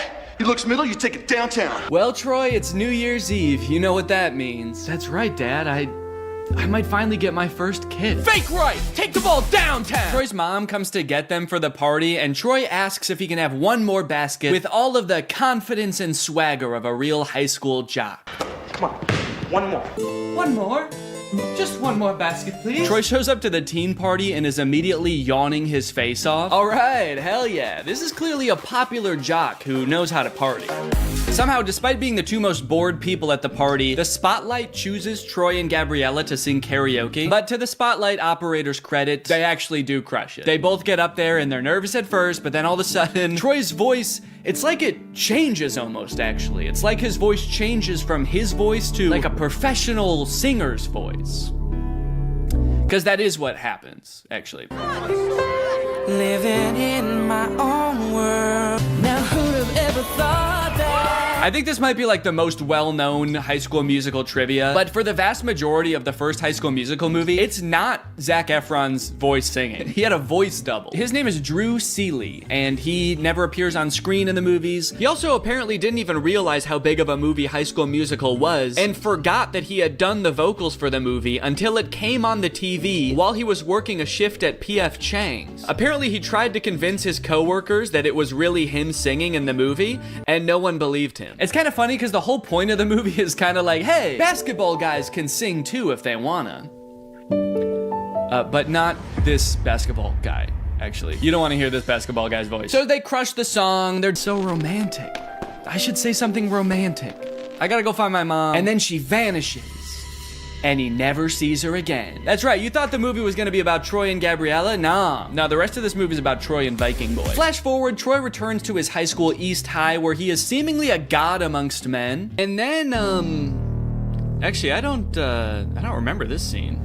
Yeah, I don't know what happens here at all. Looks like the teacher is about to maybe give some kind of speech about today's sponsor? This video is sponsored by the Pokemon Company International. And they've sponsored this video because they want me to share some very exciting news with you. A Pokemon Day celebration is taking place in Pokemon Trading Card Game Pocket right now. There's a new themed booster pack, Triumphant Light. And players can receive 3 booster packs for free just by logging in. And these booster packs, mind you, are guaranteed to contain at least 1 card of 4 diamond rarity or higher. By completing special missions, you can also obtain a unique display board, as well as Space-Time Smackdown packs, 500 trade tokens, 12-pack hourglasses, 24 Wonder Hourglasses, 24 Trade Hourglasses. Not to mention, at the end of March, ranked matches are coming to the game. So get your favorite decks ready and get ready to battle, baby. Pokemon Trading Card Game Pocket is a free-to-start game, available right now for download on iOS or Android. So go to this link or click the link in the description to join now. Log in, have some fun, and enjoy the Pokemon Day celebration. And now back to Troy. But unbeknownst to him, there's a new student at East High. I reviewed your impressive transcripts. I expect your light will shine very brightly here at East High. I don't want to be the school's freaky genius girl again. Freaky genius girl? What did you do at your last school? Troy notices that Gabriella is sitting in the back of their drama class, and not to be nitpicky, but this drama class scene lasts for 2 minutes, but the class happens in real time from start to finish in that 2 minutes. The bell rings. They sit down, the whole class gets detention, and then the bell rings again and they leave. How long is a school day at East High? Is it like 15 minutes? Troy shows Gabriella around, they catch up a little bit, and it is revealed that, on the other hand, I guess it would also be weird if they didn't sing when everyone else was. At the end, when they're all singing, we're all in this together, Corbin Blue's just standing around like, this is lame. There's 2 parts in the song, though, where Troy like stops rapping to sing from the heart about how he wants to do the musical. She makes this feel so right. Should I go for it? What do you mean she makes this feel so right? And should I go for it? Gabriella doesn't want to do the musical. It was your idea, and she said no. Don't drag her into this. This girl's making me crazy. No, you're crazy. You already were, and then you met a girl. That's what happened. Also, Zac Efron is 5'8", and presumably so is everybody else on this basketball team, because they're all like the same height. So how good exactly are they at basketball? Okay, but also, what is the third result there? Gabriella, San Diego Zoo's newest... What is Gabriella at the San Diego Zoo? Ryan's like, oh, that's interesting. Look, it says here she's a dolphin. That's funny. Now that I think about it, I can't believe I never noticed. After basketball practice, it's time for Troy to go home and relax. Just kidding, it's time for more basketball. Come on, Troy, fake left. Take the ball downtown. Did you ever think about trying something new, but we're afraid of what your friends might think? I mean, like going left? You're doing fine. Come on. Troy's dad has one thing in his mind, and it is one basketball just bouncing around like the DVD logo. I want to see a movie about him and how hard his life must be. I do like that this movie keeps the tradition alive of Disney Channel movie characters being inexplicably rich. His dad is a high school basketball coach, and they live in a mansion. What does the mom do? She an arms dealer? Also, he says something new, like going left. I mean, like going left? When in Get Your Head in the Game, Troy clearly says coach said to fake right and break left. He already said to do that. That's not new. That's what he already does. So... found a plot hole. Next, gone. Wow, where'd he go? Pay no attention to the fact that as he turns the corner, he probably fully saw Troy like... Meanwhile, Troy's dad is just standing there like, huh, that's weird. Could have sworn I saw basketball. Now, when we see the auditions, it becomes immediately clear that while Ryan and Sharpay are basically made out to be the villains of this movie because they're so overprotective of their theater department, they are completely in the right to do so. Not because their audition is really good, which it actually is, but because everyone else's is so bad. It's hard to believe that I couldn't sneeze. It seems that no one else in this entire school can even sing. It seems like they actually don't even have a concept of what music is. So like, yeah, I would actually be hoping I got the lead too. It is funny how they all act like they can't sing, and then anytime there's like an actual musical number as part of the movie, every member of the student body sings their heart out like the Renters do. What's going on there? So Troy shows up to audition, and then Gabriella shows up too. I guess, turns out she actually did want to audition. I don't know. I don't know if Troy threatened her or what, but she shows up. But they are too late to the actual audition, so they don't get to audition in time, but they stick around afterwards and just sing an audition anyway. And Miss Darbus, the director, hears them and decides, you know what, you guys get a call back. Understandably so. She's working with a very small talent pool. Here comes two people who know what a song is. She's got to hold on to that. Just for you when it came out. And in a sense, it kind of was. The writer, Peter Barsacchini, who was mostly known for writing rated R action movies at the time, started writing the script because he wanted to make a movie he could watch with his daughter, Gabriella. I thought it would be really fun to write a Disney Channel movie that my daughter could watch. Yes, he did name the main character after her, and that kind of melts my heart. She was 10 in 2004 when he started writing it.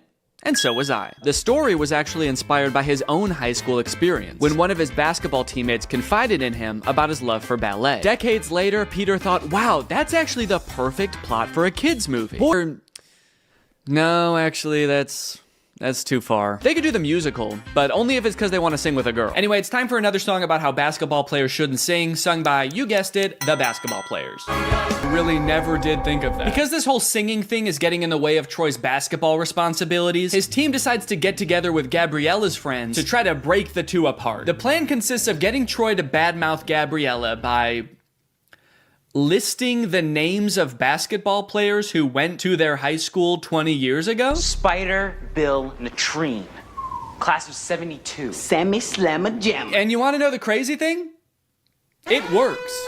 We're supposed to believe he doesn't see them set up a webcam right in front of his face to record him shit-talking his girlfriend? They might as well be filming on like a giant hand-crank film camera. The kind where you gotta put a blanket over your head to even see the image. Troy 100% sees the camera and does not care who sees what he's saying. The thunderclap. Gabriella is not important. See here.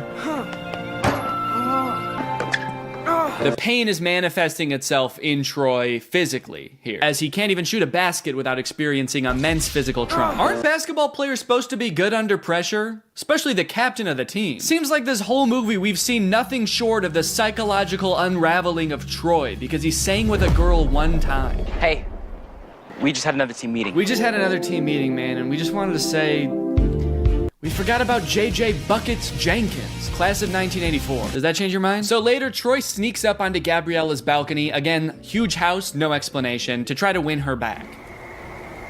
Don't sing and dance with them like you learned a valuable lesson. Get out. If Gabriella dropped dead right now, you would dance on her grave.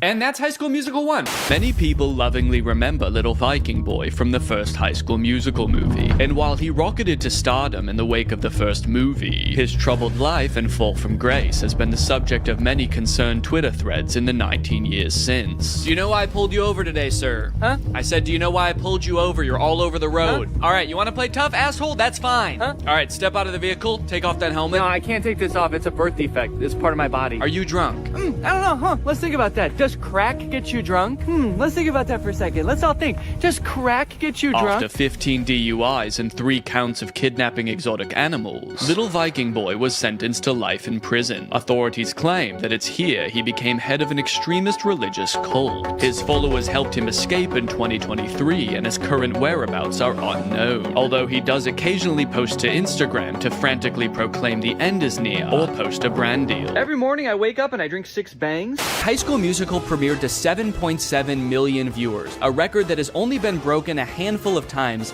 in the nearly 20 years since. But one of my favorite things to come out of the success of this movie, which I totally forgot about until I was making this video, was the live concert. I forgot about this until I went to the library to check out the DVDs for the 3 movies, and they happened to have a DVD of the recording of High School Musical in concert. This feels pretty unusual even to this day for a Disney Channel movie to put together a live touring concert featuring the actual cast of the movie, selling out arenas with audiences in the tens of thousands around the world. But it wasn't the whole cast, actually. Zac Efron couldn't be there because he had a commitment. He was filming Hairspray at the time. So who did they get to fill in for him? Living in my own world, didn't understand. It's Drew Seeley! Drew Seeley! I'm sure they advertised the fact that Zach wasn't going to be there and Drew would be in his place, but I have to imagine every concert, there were like 1 or 2 kids that were like, what the fuck? Zach looks different in person. With all the success of the first movie, they had to crank out a sequel fast, which they did, releasing High School Musical 2 in August of 2007. And you might think it would be impossible for them to catch lightning in a bottle twice, but oh baby did they. What time is it? Sequel time. One of the first things I noticed is that despite only a few months having passed from the events of the first movie, Troy looks drastically different. His hair is much darker, he has a different haircut so you can see his ears now, but most strikingly of all, his eyes have somehow become more blue. You actually listening? His eyes were already pretty blue in the first movie, but they're piercing in this film. It is scary. Get some contacts, you freak. The class immediately erupts in celebration. They throw their papers in the air, start dancing around, and did Chad just kiss his teacher on the neck? Yeah, he just kissed Miss Darbus on the neck. That's too far. Luckily, it doesn't look like she cared. She's just vibing. Good to be chilling out. We finally get to hear Zac Efron actually sing in this song, and I hate to admit it, but he sounds pretty good. I'm sorry, Drew. Your services are no longer needed. Why does he do that? Now, the trouble in this movie begins because Troy wants to make some extra cash this summer. His parents are making him pay for college, despite them clearly being very wealthy, taking vacations at ski resorts and living in a literal mansion. But I gotta get hired first. Me too.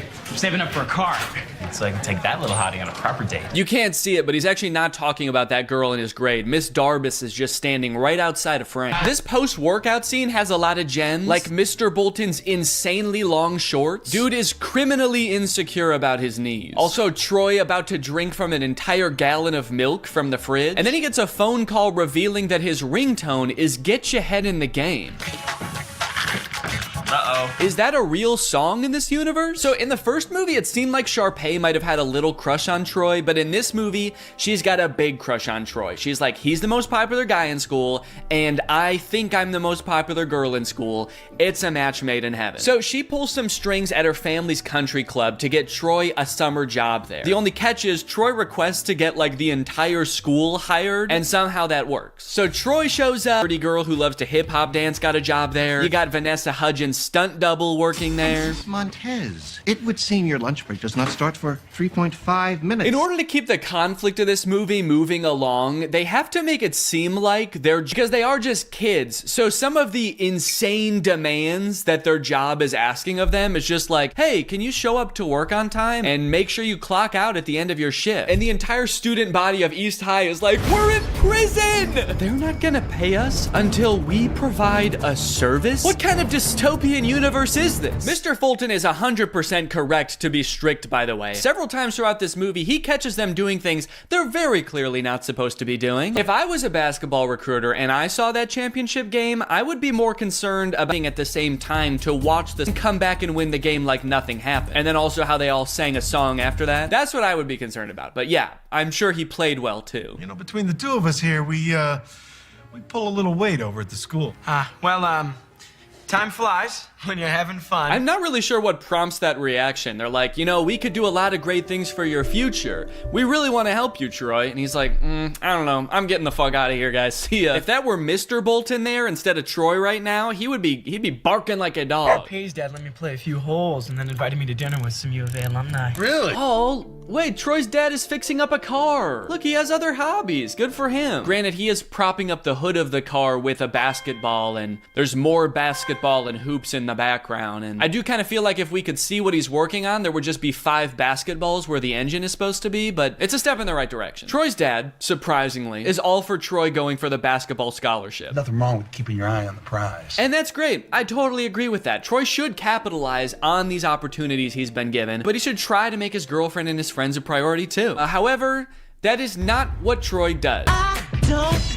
This song is great, but tell me why at the end of the song, Ryan and Chad are wearing each other's clothes. Because they don't ever address that. It's such a confusing part of the movie. Why did they change clothes? When did they get naked? So I was confused about this, so I actually went looking and I found an article where the 2 actors explained what happened. The outfit swap was actually suggested by director Kenny Ortega. Quote, he had the on-the-fly idea at the last minute, Blue said. We had already done 1 take of that scene and he did the usual thinking gesture and said, switch outfits. Bro was cooking.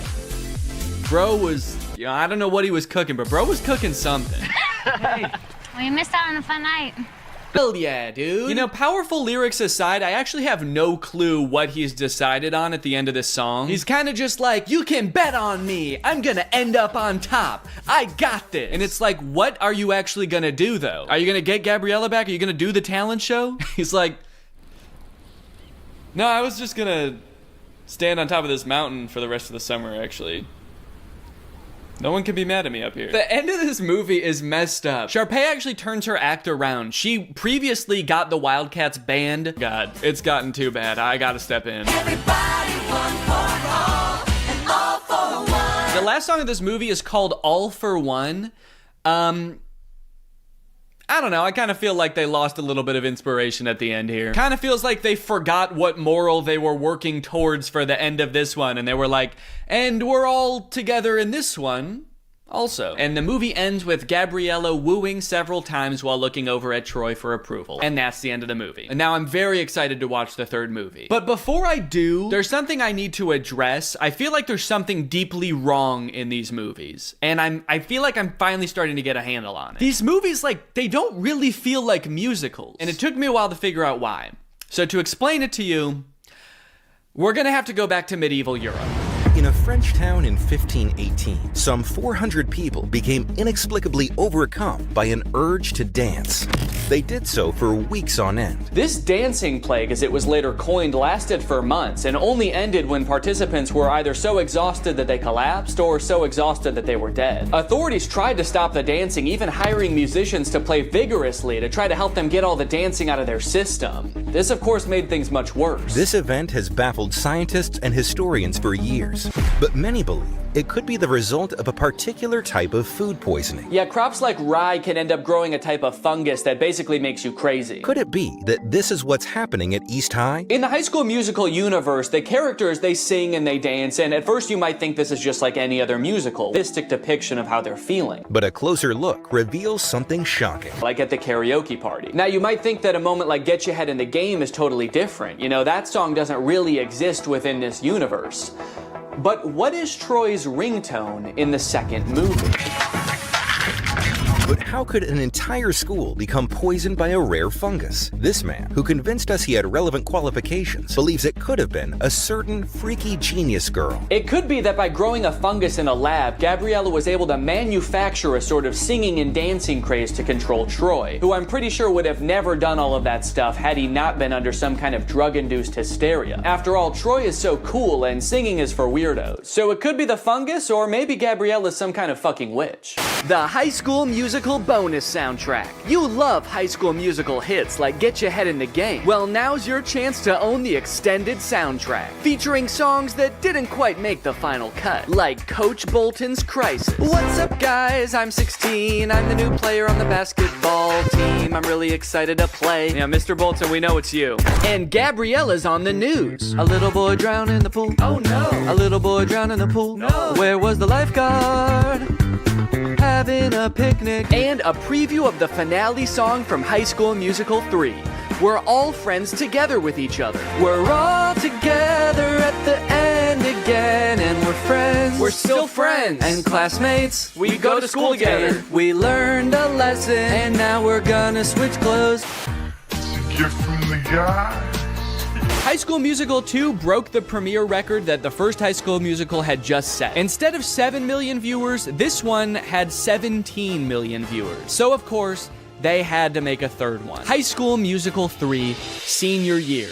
The only one in the franchise with a subtitle. Now, outside of the fact that they're all seniors in this movie, which I can tell by the title of the film, I actually know next to nothing about this one.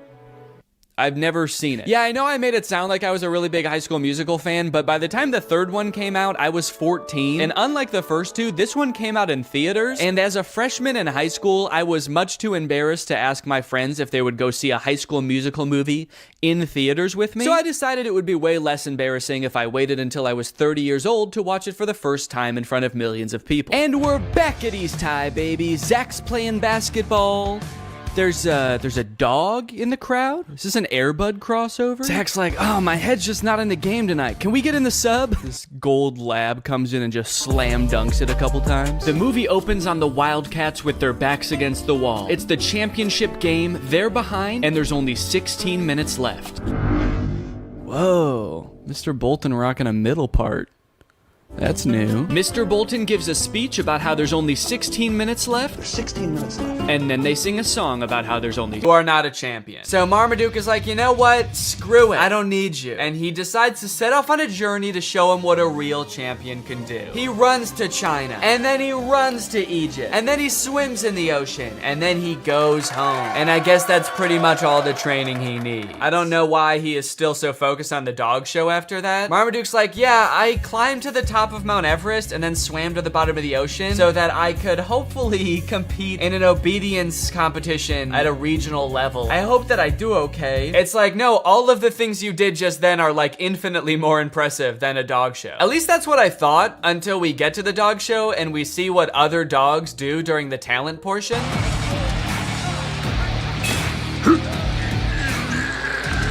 Okay, so the bulldog is winning the talent competition. The bulldog is winning the whole show. Forget about the other dogs for a second. There's no way that Marmaduke can do anything near that impressive. I know he ran around the world, but he just ran and swam. This dog lifted up a convention center. The other dog's not quite as impressive. One of the dogs dances, pretty lame. And another dog did like a half fight, half rap. Pretty cool. I didn't know there was magic in this universe. They just decided to spring that on us in the last like 20 minutes of the movie. But I just don't understand how they were able to continue the competition after the bulldog lifted up the building. If I was in the crowd, I would be on my hands and knees crying after that. I don't think that it's fair to continue the show.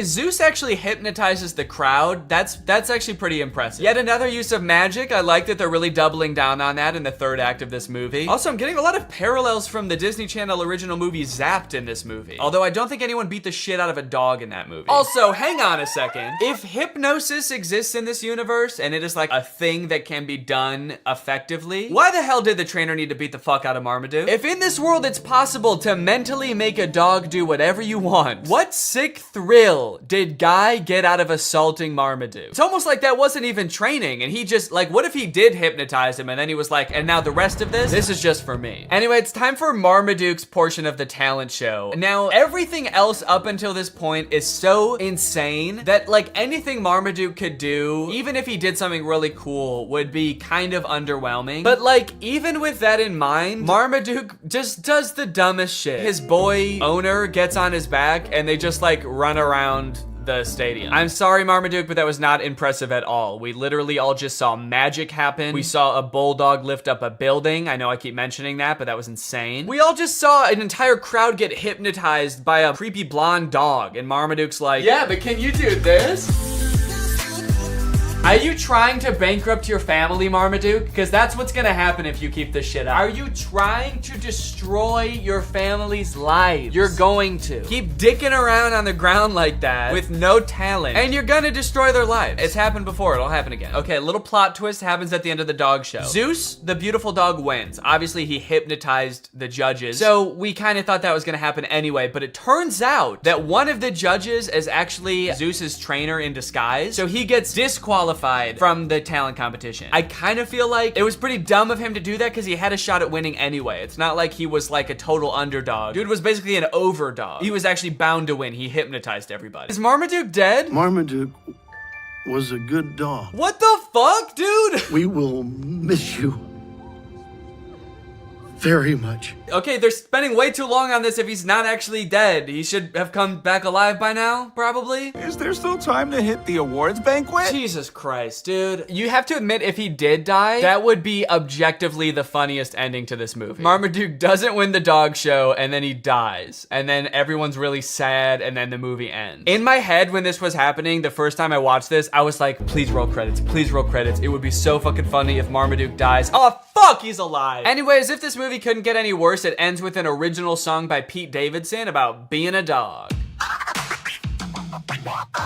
I'm the biggest dog around, the greatest Dane in the whole darn town, but my family doesn't understand. I gotta eat, it's my command. Did they give Pete Davidson 40 seconds to write this song? All right, Pete, it's time to record the ending song. What ending song? You guys didn't tell me there was gonna be an ending song. I don't know, man, you tell us. Hit it. All right, well, yeah, that's Marmaduke. Let me know what you thought, and now it's time to talk about our sponsor. Hello. Guys, did you know in the US it's legal for your internet service provider to sell your data to other companies? They can sell it to ad companies. Heck, they can sell it to whoever they want. This seems pretty screwed up to me. I don't know why this is legal, but what I do know is that Marmaduke is probably responsible. Luckily, today's sponsor, ExpressVPN, puts a stop to this by rerouting 100% of your network traffic through their secure encrypted servers. Those are servers that are both secure and encrypted. ExpressVPN also masks your device's unique IP address, making it much more difficult for like big tech companies or advertisers or really strong dogs from tracking you and matching your activity back to you so they can collect your data. There's a ton of great reasons to use ExpressVPN. You can unblock content that's not available in your country. For example, the movie Whiplash is not available on Netflix in the US, but with ExpressVPN, if you change your server location to the UK, it is available. They have 24/7 customer support, the fastest speeds, consistently faster than other VPNs, and it's easy to use. You can fire it up and get going with just one click. I've got ExpressVPN on my computer and my phone, pretty much every device that can have it in my house. So find out how you can get 3 months for free by visiting expressvpn.com/Danny Gonzalez. That's expressvpn.com/Danny Gonzalez. Thank you to ExpressVPN for sponsoring this video, and thank you to you guys for checking out our sponsor. Please get out from under my desk. All right, guys, thank you for watching this video. If you're new here and you're not subscribed yet, make sure you subscribe and turn on my notifications to join Greg. Is that in focus at all? Greg, join Greg. Greg is what I call my fans here on YouTube, my fan base, my audience. But we're more than that, you know? We're a family, we're an army. We are one guy named Greg. So if you want to join, then turn on my notifications and subscribe, and I'll see you guys next time. Bye-bye. What's up, Greg, and welcome back to another episode of A Grown Man Spends 20 minutes making fun of a movie for kids. You may have noticed something a little bit different. There's a microphone in the frame. I got a new stand for my microphone, and apparently the only way I can get it like close enough to me is by having it slightly in frame. So I hope this isn't super distracting. This would be kind of a crazy way for like one of those faceless YouTubers to film videos. What's up, guys? So today we're going to be talking about Zapped. And after watching this movie, I'm starting to think that the writers of Disney Channel original movies are not capable of writing a movie that's not about a teenager trying to control the opposite sex and mold them and craft them to their liking. You got Pixel Perfect, a movie about creating like the perfect girl pop star, How to Build a Better Boy, pretty self-explanatory in the title on that one. And then you got this movie Zapped, which is about Zendaya discovering that her dog training app can actually train boys to obey Sorry. It can train boys to obey her every command. It's not actually Zendaya. She's not playing herself. It's Zendaya's playing a character named Zoe. I think that's probably pretty clear, but I just wanted to clear that up. This movie is full of dark magic. I'm convinced of it. There's something deeply sinister going on in this movie. I don't know what it is, but I'm gonna figure it out. Let's go ahead and watch it. The movie starts out with Zendaya's character, Zoe. She is the most giving person I know. Her speech starts off sweet, but then she immediately just starts like kind of complaining about having to live with 4 new guys because they're stinky. 4 guys, and their mysterious odors that they always blame on the dog. Yeah, she sort of takes the opportunity to complain and just make her mom, I guess, like feel bad for marrying a guy. It's the happiest day of her mother's life. And also this guy, her new stepdad, is the happiest day of his life. And her speech is like, I hate my new family, my new stinky family. And this wedding will certainly ruin my life. To make matters even worse, towards the end of her speech, the boys lose control of their pet dog, who is at their wedding for some reason. They lose control of the dog, and the dog goes crazy and knocks like a chocolate fondue fountain all over Zendaya.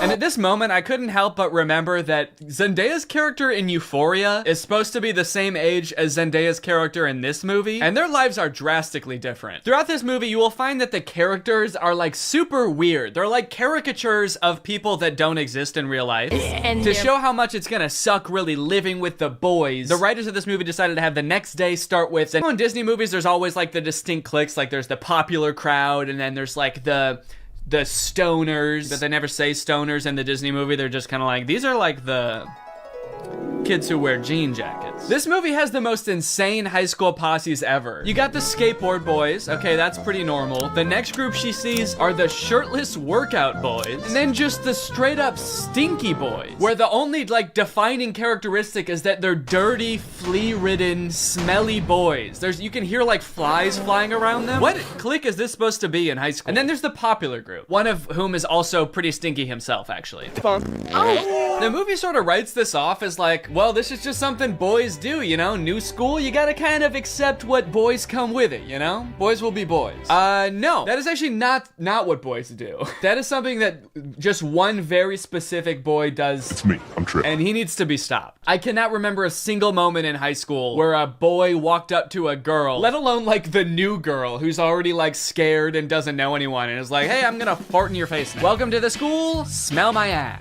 But it's not all bad though. She does make a friend on her very first day. And hold up, this girl has a picture of a boy that goes to her school in her locker. Is that a thing? I remember in like middle school, girls would have pictures of like celebrity boys in their locker. Imagine seeing a picture of you in somebody else's locker. I'd feel like I was being hunted. It's weird to have his picture in your locker. It's even weirder in the movie when we find out that she also actually has pictures of him printed out on her pillows in her bed. Nope. That's scary. Imagine if they start dating, she's like FaceTiming him in bed, and she like accidentally tilts the camera a little bit to the side, and he just sees his own face next to her. Wait, what was that? Is that me? Of course, Zoe does have a love interest in this movie, and he is introduced early on. It's this guy. Every boy in the movie is depicted in a negative light except this guy, because this guy, he's not like other guys. Oh, he really is different than all the other guys. He knows about praying mantises. Most guys around this school don't know shit about bugs. Yeah, the movie really seems to depict this guy as like the way that guys should be. Guys shouldn't be stinky and messy, okay? Guys should wear beanie and sunglasses and know shit about bugs and be 35. I know I talk about this in like every Disney Channel original movie video that I make, but this guy literally looks like he's 30. Maybe he was held back for being too cool or not not being stinky enough. That seems to be a requirement at the school. He went on stage to accept his diploma, and they shook his hand and they were like, wait a minute, why isn't your hand sticky? Actually, there's no flies flying around you. Get out of here, dude. Yeah, I don't know, man. This just comes off as creepy to me. I guess this is supposed to be romantic, but it's not really romantic to me. Just scary. I can see inside you. Another one of the plot lines in this movie is that Zoe wants to join the dance team, but the girl who runs the dance team is like the popular mean girl. She doesn't want Zoe on the dance team because she's too good at dancing and it's gonna make her look bad or something. Anyway, by now you're probably wondering, when the frick does this app thing happen, right? When the frick does Zoe discover that the dog training app works on boys. Well, at first, it doesn't. Zoe's just trying to train the family dog because it's all just like the rest of the boys in the house. It's stinky. Gross. And it like destroys her room and shit. Breaks this thing that her dad gave to her. She downloads this app, clearly cursed with dark magic, right? And the dog can even tell too, because you know what the dog does the second he realizes what's going on? He grabs her phone and runs off with it and tries to destroy it, presumably to break the curse. And then what happens next is honestly the most confusing part of the movie, okay? So the dog drops the phone in the bath. Her brother gets it out and tries to swing it around to get the water out of it. It flies out the window, swings around a satellite dish, slides down a solar panel, and lands in dog food. And from here on out, that app is now able to control boys. Any man or boy this app can control against their will. Sit. And at first, while watching this movie, I didn't even think it was that weird. I didn't even give it a second thought. I was just like, okay, yeah, so something magical happened and now it can control boys. That makes sense. But like, what? What happened to the phone? I don't understand how solar panels and satellite dish changes the app from dog-based to man-based. Like, you'd think at the very least something having to do with like men would happen to the phone. Like the phone lands in like a bucket of buffalo wings or like flies through a football field. I'm just curious to know if that fucked up other apps on the phone or if it's just the dog training app. Now, whenever a boy likes one of my tweets, he goes into a coma for 3 years. And don't even get me started on the weather app, because every time I check that, boys start falling from the sky. Anyway, let's just say now that she's got the ability to control boys, she has a little bit of fun. Boys are acting weird. Dude, he farted twice in midair in such rapid succession. They added in 2 fart sound effects. Kind of impressive. I'm trying to imagine how she's gonna use the app to get herself out of this one. Stop farting. Take it back. Take the fart back. Suck it back up into your ass. Oh, how am I doing this? But no, she just uses the app to utterly humiliate him in front of his friends. That's funny. Girls are catty. What the fuck does that mean? Boys are dog-like? What the hell? I mean, I guess in this universe they kind of are. They're like flea-ridden, mangy boys. Why do we smell like we smell? So pretty much like the majority of this movie is just Zoe using the app to like get what she wants and make all the boys at the school act exactly how she wants them to. She turns the skater boys into gentlemen. She goes up to the nerdy gamer kids and tells them to like go do yoga instead of playing video games. Let's go do some yoga. And her brothers, dude, don't even get me started on what she does to her poor brothers. I'm taking the brothers' side, all right? They did nothing wrong. Her poor brothers were just living their lives until Zoe moved in and tries to fix them. Be clean. Holy moly, it's filthy in here. Her messy brother, she tells to be more clean, which turns him into this like hyper-hygienic husk of his former self. I need a sponge and soap and paper towels and a power washer. For the rest of the movie, he's literally he's scrubbing everything frantically in a panic. Anytime there's a mess, he's like, I gotta clean it up. She tells the gross cooking boy to cook less gross stuff. Start making less gross food. So he's like cooking 5-star meals for the rest of the movie. And then the oldest brother, she tells him to be more focused. Boy is just like focused on inanimate objects for the rest of the movie. He's just like staring at a lamp or at the basketball net. She turns her own family into like mindless zombies. And she's like, this is better. This is nice. It's creepy, dude. It's eerie, this movie. In all honesty, dude, this show walked so that WandaVision could run. This is basically WandaVision. In fact, since they're both owned by Disney, I wouldn't be surprised if this was in the same universe. This is like a prequel to WandaVision. This is where she gets the idea. It's kind of funny how low the stakes are considering the power that she holds. She could like take over Wall Street. She could get rich. She could make anybody do what she wants. Any man. She could fix every war. Create world peace. In fact, I think her friend says that at one point in the movie. She's like, we could end every war with this. And Zoe's just like, yeah, we could, but I simply will not. I think it's more important that my brother stares at a lamp for the rest of his life. That's kind of the shit I'm on. The rules to this movie, the lore does not make sense. I guess that's just how Disney Channel movies go. In the end, everyone sort of learns that like, hey, girls have things that girls do that are weird to boys, and boys do things that are weird to girls. And that's just how we need to leave it. Which in some sense I would agree with. Not in this movie, though. The boys are disgusting in this movie. They need to change something about themselves. I think that there could be some middle ground between her mind controlling them and them just being utterly repulsive. Anyway, the moral of the story is like Zoe realizes that she is not God and should not have unilateral control over everyone's lives, and they all live happily ever after. Well, guys, we may never be able to control boys using our smartphones, but you know what we can control? Our money. Thanks to today's sponsor, Current. Do a flip. Do a backflip. Sit. Speed. I love you, Father. Good boy. That's right, guys. Today's video has been sponsored by Current. Current is the future of mobile banking. You guys have heard me talk about how awesome Current is before, how flexible they are, how transparent they are with things like no hidden fees. But today, I've got something new to talk about, and that's interest. Because Current just launched a new feature called interest where you can earn 4% APY on your money. That's 4% for your money literally just sitting there. That's right, you don't gotta be throwing money at the stock market or buying NFTs and investing in cryptocurrency to get some return on your money. With Current's interest feature, you literally just get 4% for your money just sitting there. And as if that's not already enough reason to start using Current, I am once again going to be giving away $5,000 with Current's help. So go ahead, download Current, make an account, use the code DANNYINTEREST for a chance to win, and so you don't miss out on that 4%. Signing up for Current is totally free to do. You can do it right now. So honestly, there's really no reason not to. All right, well, thank you to Current for sponsoring this video, and thank you to you guys for checking out Current. They've been a long-time sponsor of the channel. They've helped me do some amazing things, so make sure you check them out, and goodbye. Bye. All right, guys, I'll admit I am very late to this topic, potentially even like a month late, depending on when this video comes out, but in my defense, I'm a dad now, all right? I have a baby. He's 5 months old. I have better things to do than sitting here talking to a camera alone in my room. Like watching Jason Nash live stream on TikTok. All right, Sandra, thank you for the money. Kevin, thank you for the money. Can you guys send me $1 million? Turns out I can do both at the same time though, so now I'm here. If you've been on TikTok lately, there's a good chance you've seen former Vlog Squad member Jason Nash constantly live streaming, compulsively urging his fans to send him money. I know I have. A lot. This man is constantly live. Here we go, 118. Guys, don't forget to follow my podcast, All Good Things Podcast. We just spoke about it. We need... If you enjoyed that 30 seconds of silence, guys, make sure to go check out my podcast. You're gonna love that. It's completely silent for an hour. Like me, a lot of people were pretty confused to see this. At one time, Jason Nash was a part of the most popular group on YouTube, and now he's battling the Joker for gifts on TikTok. What a way to start the day with Tommy Two Coats. Tommy, thank you so much for being here. If you've never seen one of these TikTok gifts battles before, basically there's two creators, and you send gifts to the respective creator that you're watching. This bar at the top indicates who has the most gifts, and when time runs out, whoever has the most gifts wins. Their prize? All of the gifts that they got during the battle. And then the second place person also wins all the gifts that they got during that battle. So needless to say, there's a lot at stake. This is a live stream where Jason is actually battling his wife, Naveen. Why don't you come down in the room? I'll let you in.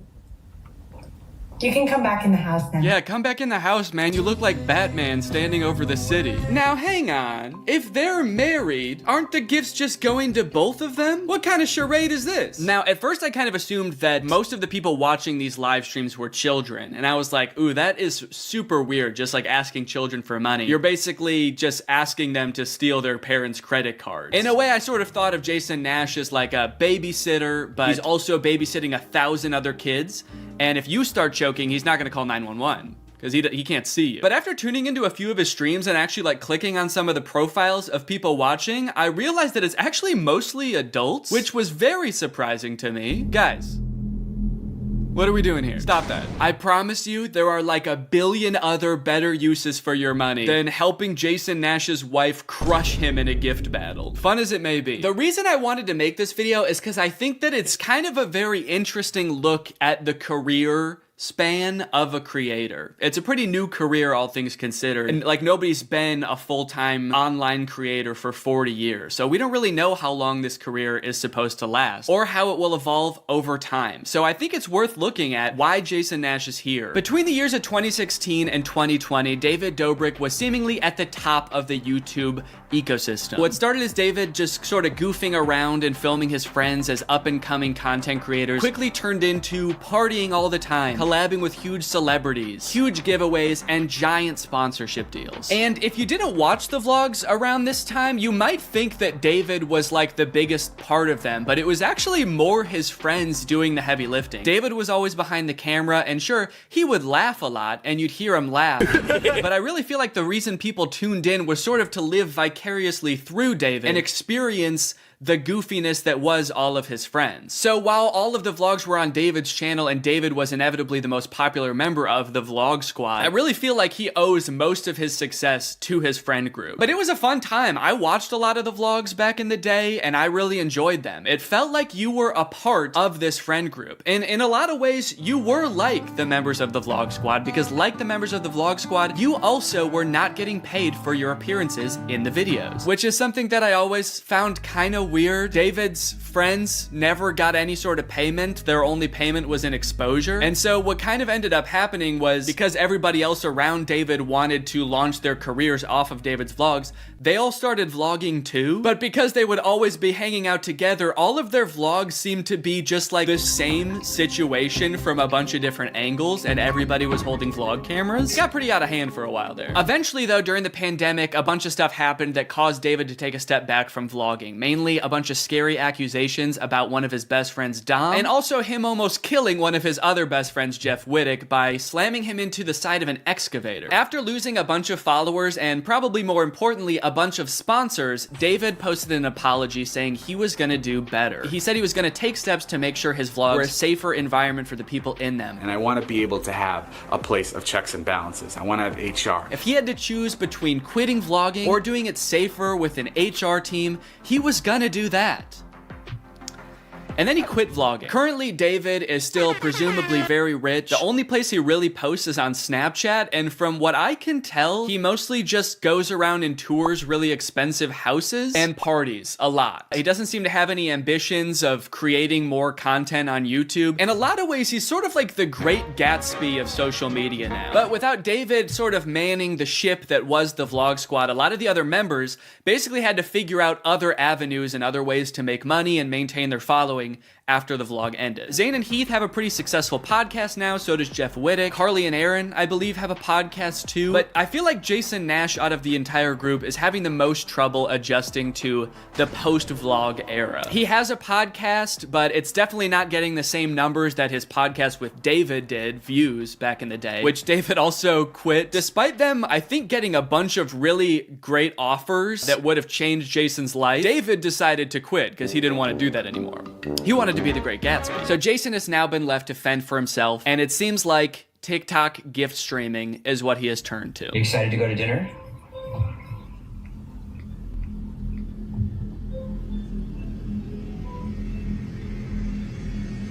Man, this is content, baby. This is crazy. I didn't know all you had to do is just sit there and stare at your camera and people will just send you money. Why did I write this whole video? So a lot of the response has obviously been kind of cringing at this feeling that what he's doing now is very shady. And I mean, he's not really harming anybody, I guess. It does seem like it's mostly adults sending him money. Obviously, there's always going to be kids online stealing their parents' credit cards, so that's not great. I do get kind of a shady vibe from it just because there literally is no content for you to consume except to send him money. Like, the whole point of this stream is to see how much money Jason can make without having to do anything. That's like the point of the stream. Melanie, thank you. Let's go. And you could argue that Twitch streaming has donations and, you know, a bunch of other live streaming does too. But I would argue that there's at least some content behind that. Someone's playing a video game or they're doing a podcast live and the donations are just a little bit extra on top. It's not the content itself. I've also seen a lot of people wondering, like, wait, isn't David super generous? During his vlogs, he was always giving away cars. He was paying for people's weddings, just like handing out PlayStations to people on the street. Surely he could just help Jason if he's struggling financially, right? Wrong. From some of Jason's podcast clips, it seems that that is definitely not the case. But before we get to that, I've got to make some money of my own. Alright guys, let's get those gifts in. James, thank you for the llama. Carol, thank you for the sombrero. Brian sent a Arab? Oh. Is this a gift on TikTok Live? Also, how did you get this one? This one's mine. Well, regardless, this is actually pretty convenient because this video is sponsored by Arup. Arup flavors your water using scent-based taste. And, oh, Brian also sent a scent pod? Oh, thanks, man. Okay, so I can put that on. With the scent pod down like so, it's just a normal water bottle. But when I activate the scent pod, air is able to pass through the scent pod and into your mouth, where you can taste the scent.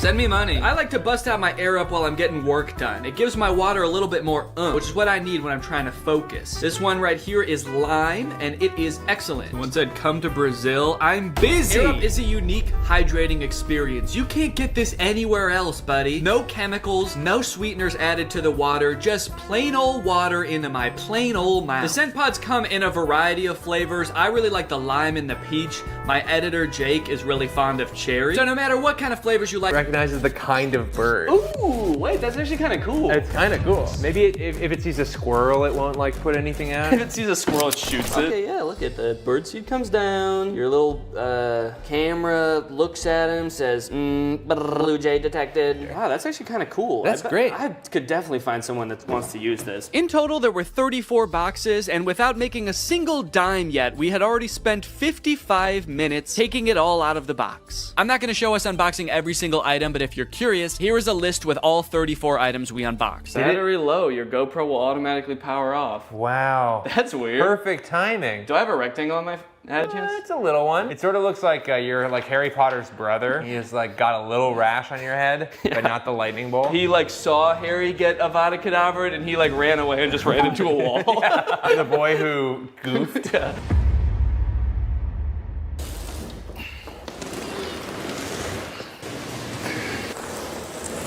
That thing is heavy as hell. I want to get this stuff listed on Facebook Marketplace as fast as possible, so I'm gonna take inventory of everything in this box, look it up on Amazon, and find out how much it costed. That way I can list it on Facebook Marketplace for a fair price. And this will be really interesting to see because this box cost $340. So once I tally everything up, I can see how much I can potentially make off of all of this. I've never had to think about how to properly photograph a toilet seat before. I don't know what people who are buying this thing are looking for. Like what's the best angle for this thing? You need to know how big the hole is for scale. I can put my hand there. Once I got everything inventoried, the next thing I had to do is actually figure out how much everything is worth. It was actually really interesting to see what the most expensive items on here were, what the cheapest items on here were. The cheapest thing was the USB clip-on fan, and the most expensive thing was that cream and gray rug, which was $140. A couple of the items, I didn't even know what they were when I opened them, and searching around on Amazon, I was actually able to figure it out. So now I can actually list it on Facebook and not just be like, this is I don't know what this is. It's a piece of wood with a handle. The thing I'm referring to right there, I thought was a cabinet door. Oh, is this a cabinet door? But is actually some kind of stovetop cover. It's a piece of wood that you put on top of your stove when you're not using it. That way you have extra counter space. Seems a little bit dangerous, maybe. I don't know why they made it out of wood. That seems like maybe the exact wrong material to make it out of. Oh, the vertical tents, the standy-uppy tents,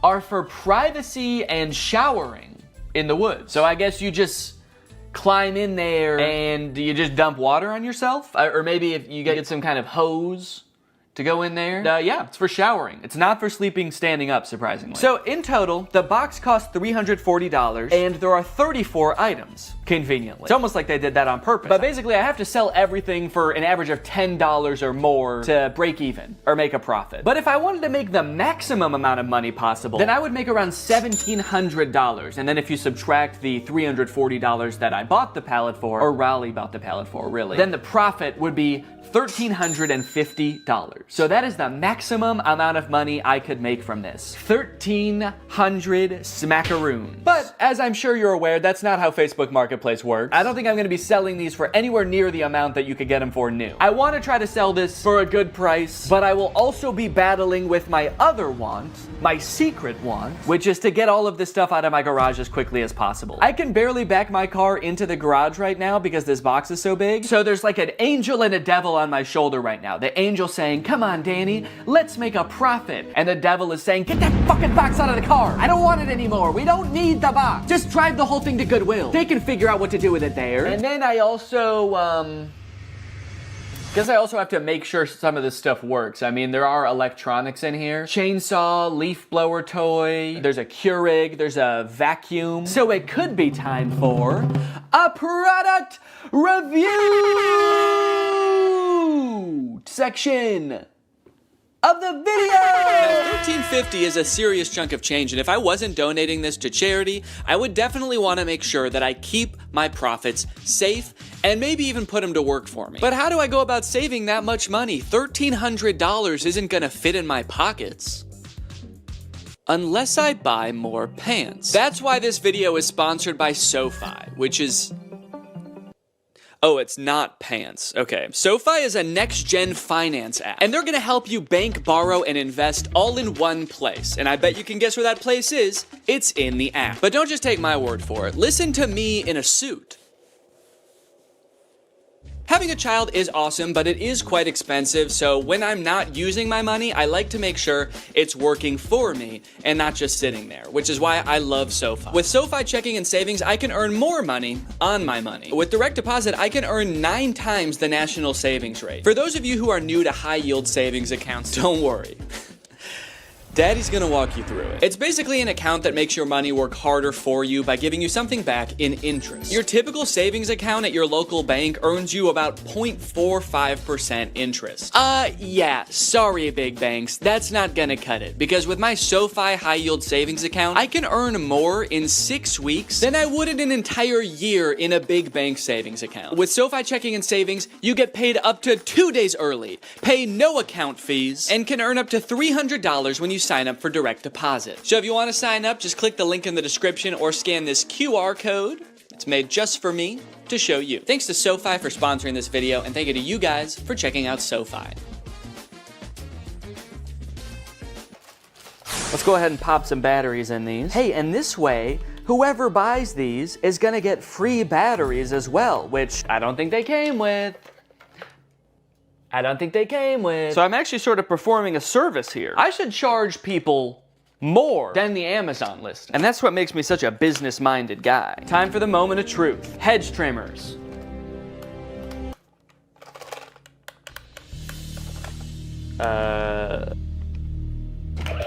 Whoa! Okay, this one works. I didn't even mean to turn that on. I just, as I picked it up, I accidentally pulled the trigger. This one, it seems like doesn't want to do anything, and this one was so ready to work that the second I touched it, it was like, yes!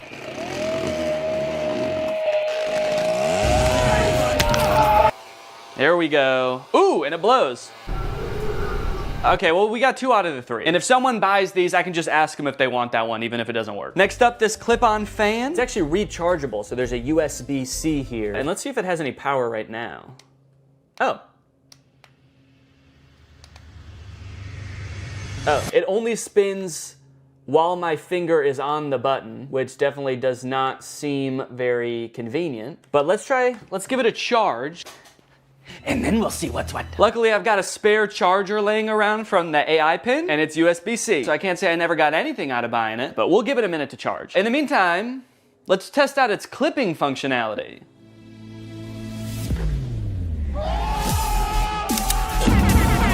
Hell yeah. Up next, oh no, golly. Is that really what I say when something surprising happens? Did I say, ooh, no, golly? No, golly! Having a child has turned my language all topsy-turvy. A few months ago, I definitely would have just said like, oh, fucking shit, as that thing fell over, you know, because I'm a cool guy, I swear. Okay, so this is the Keurig. Water. And now let's see if it'll just make me a hot cup of water. Guess I'll just do 8 fluid ounces here. Go. Does it know there's not a cup in here? Go! Why isn't it going? A Keurig starts going right away, right? You press it and it just starts going like... In my experience, every time I've used a Keurig, you press it and it goes right away. Okay, maybe it knows there's not a cup in here and it's mad about that. All right, let me see if I have a Keurig cup laying around. Found one. Maybe I have to put a mug here. Maybe it won't start unless it detects. Does it have mug detection technology?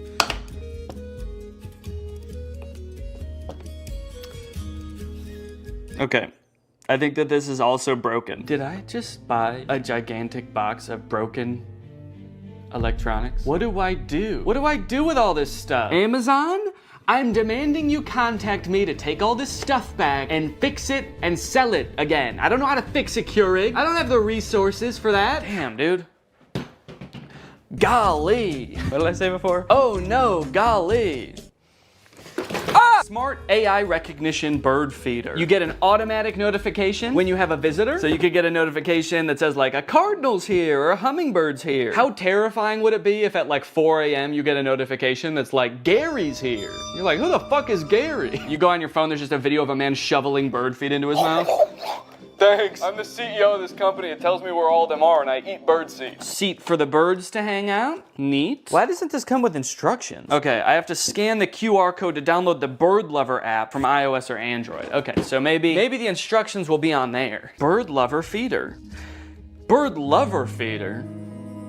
Shouldn't it just be a bird feeder? Starting to think a human being is actually gonna show up. Little old lady. Thank you for setting this up, young man. I love birds.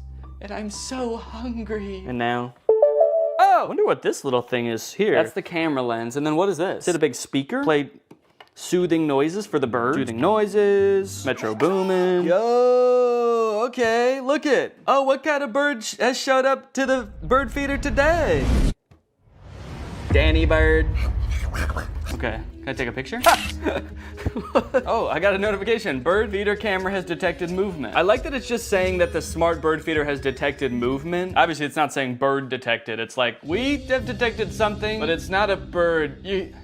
You should probably just look for yourself to see. You're not gonna believe us if we tell you. It works! Man, I was worried about this one, because I actually feel like this thing's pretty cool, and I wanted it to work really bad, So why did someone return it then? That's the question. So many stories behind these boxes, you know? What happened in this person's life between when they ordered the AI bird feeder and when they returned the AI bird feeder? They suddenly started hating birds? Okay, surely by now the clip-on fan is charged, right?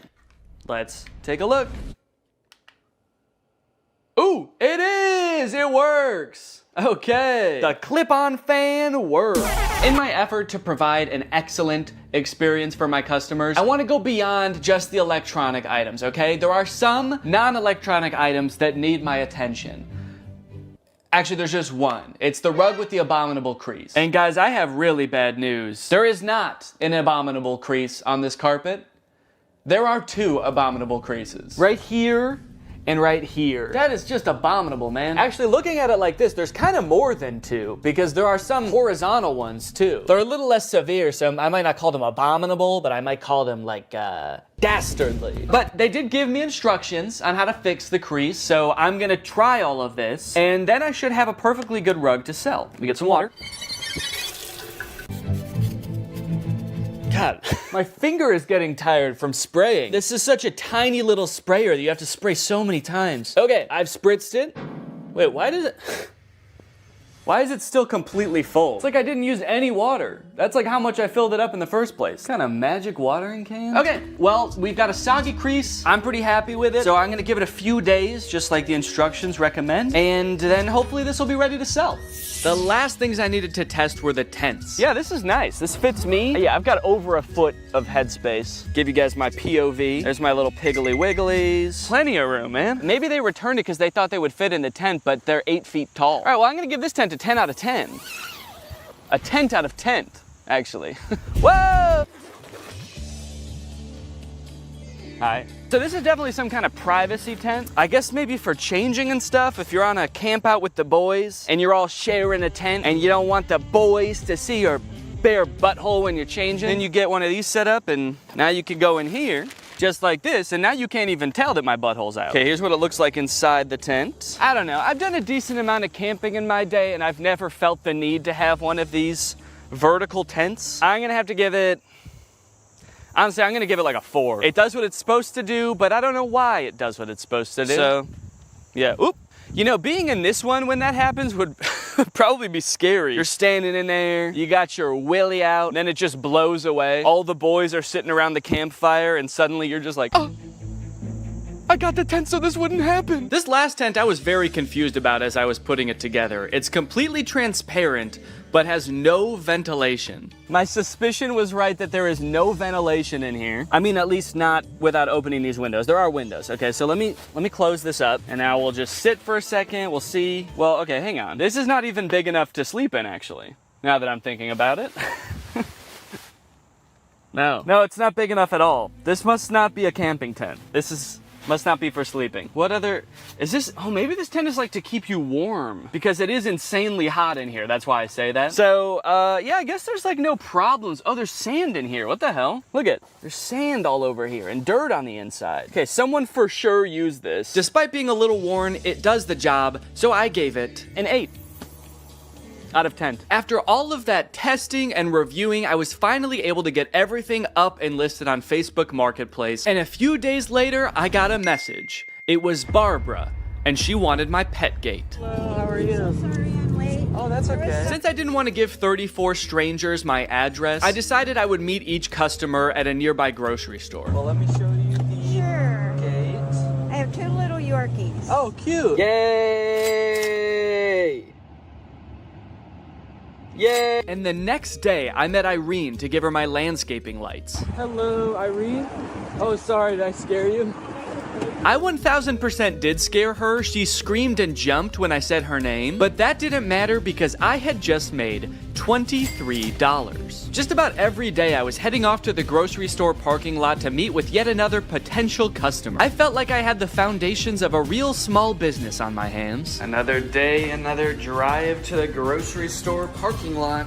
Goodbye, sweet and sour chicken box. Goodbye. I was spending a decent amount of time driving to and from the grocery store and waiting at the grocery store, but that didn't really matter because I was making money, baby. I don't have the money, he paid me on Zelle. All right, we're a few days in now. How are things looking? I don't know if my listings just took a while to get into Facebook's algorithm or something, but they weren't getting any interest for the first couple days. But then suddenly, on the second or third day, I started getting a ton of messages.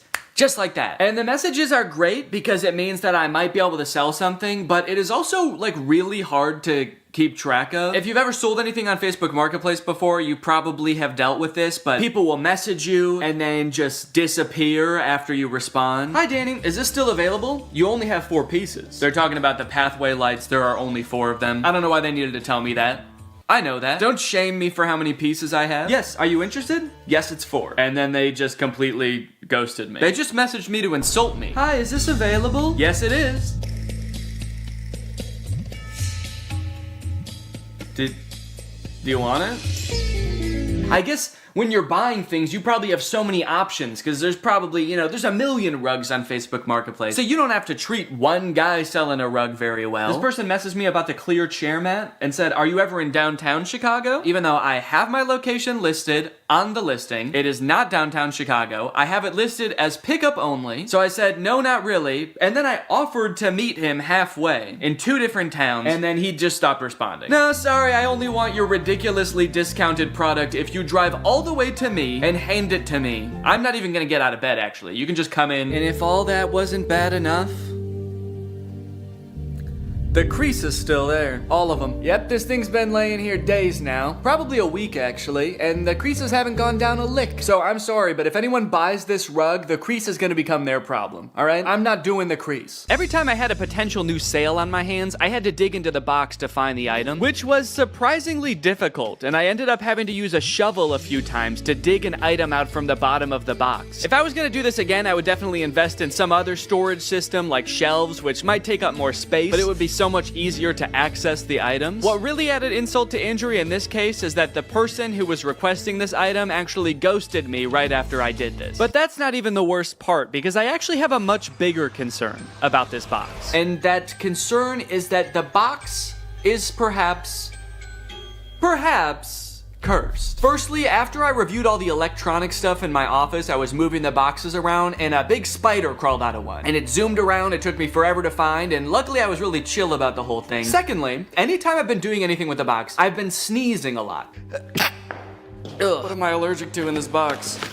I don't want to know. And then I noticed that later that day, every time I've gone into the box, I have told Laura, I think I have a fever. This is like hours after I'm done using the box, but it's always on days where I did use the box. I just feel feverish. I have body aches, I feel exhausted. So I'm highly allergic to something in the box. I guess dust, although I've never been allergic to dust before. And then the third thing, which is the most concerning thing, a few days ago, I got a bunch of mosquito bites on my body. At least I thought they were mosquito bites at first, because they were just a bunch of itchy bites. But after a few days, they kept getting itchier and itchier, and you'll notice I'm itching one right now. And then they got really red, which doesn't happen to me with mosquito bites. The bite itself got red, and then the whole area around it got red. And they're starting to get better now, but you can still faintly see the redness around this one. I've got like 5 or 6 of these on my body. This is very concerning to me. So I don't know, maybe this is all kind of in my head, you know? Maybe there's a spider in the box because it's in my garage, and there's spiders in my garage. Maybe these bites are just mosquito bites and my body is reacting a weird way. Or maybe, what is the more likely option, the box is cursed. But hey, baby, that's just more motivation to get rid of this stuff, huh? Sell it. Give the curse to someone else. But at the very least, I should be careful when I give people the boxes. I should probably check them all for big spiders and ancient magic before I give it to them. Yep, should be good. Sweet. All right, have a good day. Yeah, no problem. All right, I've just finished up another sale here, and I was just sitting here in the car doing some thinking, and I think I've decided that I don't like this one bit.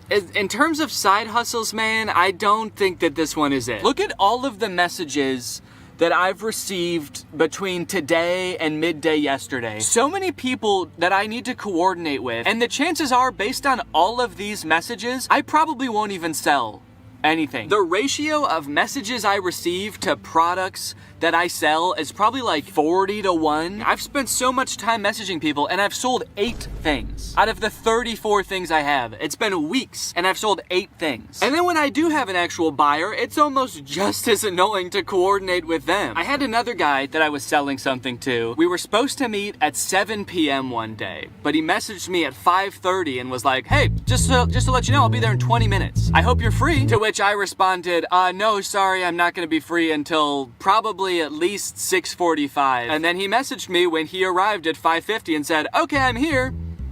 Oh no, I didn't see your message because I was driving. Can you come anyway? But it was all worth it in the end because I sold the desk chair mat for $15. And as he was typing my information into Zelle, he also asked if he could have a discount.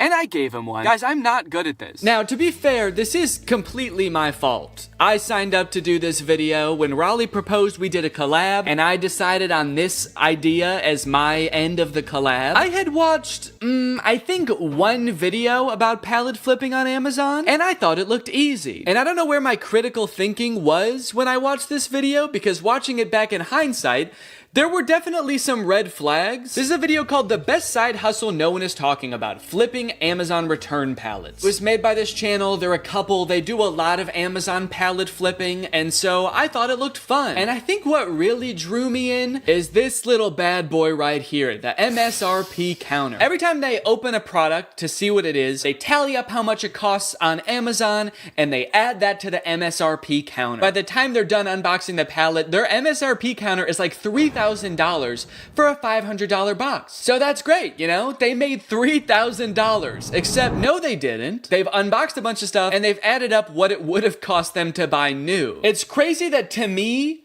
opening a box for something that costs $100 means you made $100. That's how it worked in my brain. But no, of course it doesn't work that way. There's so much work that goes into this. You have to have a salesman brain. I don't have that. I actually think that this side hustle leverages all of my weaknesses. Selling things, planning ahead, being organized. Those are all parts of my brain that I've always known I'm not good at. I like turning on a camera and making silly YouTube videos. That's the side of my brain that works properly. So what I should have done is maybe watched a couple of videos and then Googled other people's experiences trying to flip Amazon pallets, because then I would have found this. On the flipping subreddit, someone asked, what are your guys' experience with Amazon return pallets? My experience is that Amazon return pallets have ruined my local yard sale ads. Every other yard sale I go to ends up being someone who ordered one of these pallets pallets. Stop watching YouTube videos. 99% of that crap you are watching talking about junk pallets is paid advertisement. You're gonna get broken junk and used dildos while all the good shit was picked out right before they loaded it on the truck. Sounds like this person has been hurt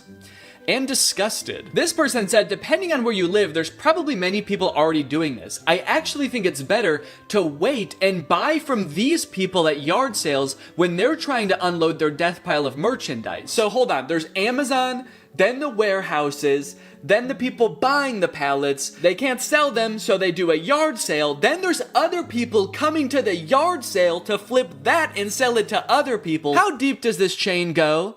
And why do I feel like it somehow all eventually ends up in a landfill anyway? Knowing how many people are doing this and failing is also making it seem like there's no way I can sell all this stuff because obviously there's competition. There's other people probably selling the same stuff and they're probably better at selling than me. They're already 3 steps ahead of me. They're waiting for me to sell it at a garage sale so someone else can buy it and then that person throws it away eventually.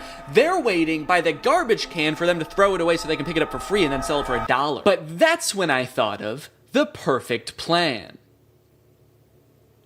And I actually haven't thought of what the plan is, but I'm just gonna wait until I have thought about it, and then I'm gonna add that in with voiceover. Weeks went by after this. Each day that I would walk into my garage, I would be confronted by a giant box of my own failure. All of my so-called biggest weaknesses staring me in the face and preventing me from backing my car into my garage. Oh, on the plus side, I did learn that the mysterious bites I was getting weren't from the box at all. Apparently, due to the cicada uprising this year, there was also a surge in the population of a microscopic mite called oak leaf itch mites, which feed on cicada eggs and then bite YouTubers in the back of the knee when they're already going through a pretty tough time.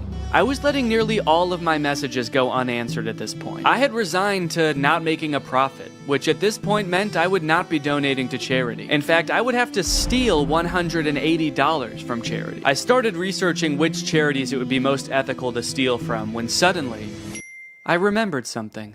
Something that gave me the idea for the perfect plan. My experience is that Amazon return pallets have ruined my local yard sale ad.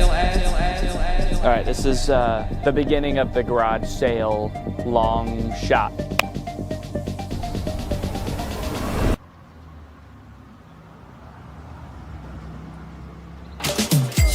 Thank you. You know what I think you'd love? A tall green tent. Pleasure doing business with you. Cha-ching. Another satisfied customer. I'm on a roll.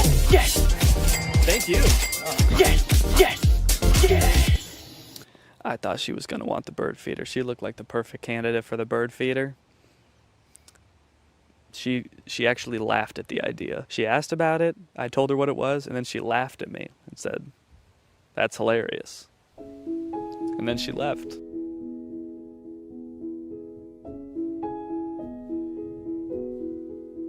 Excuse me, are you interested in a baked orange tent or raised toilet seat?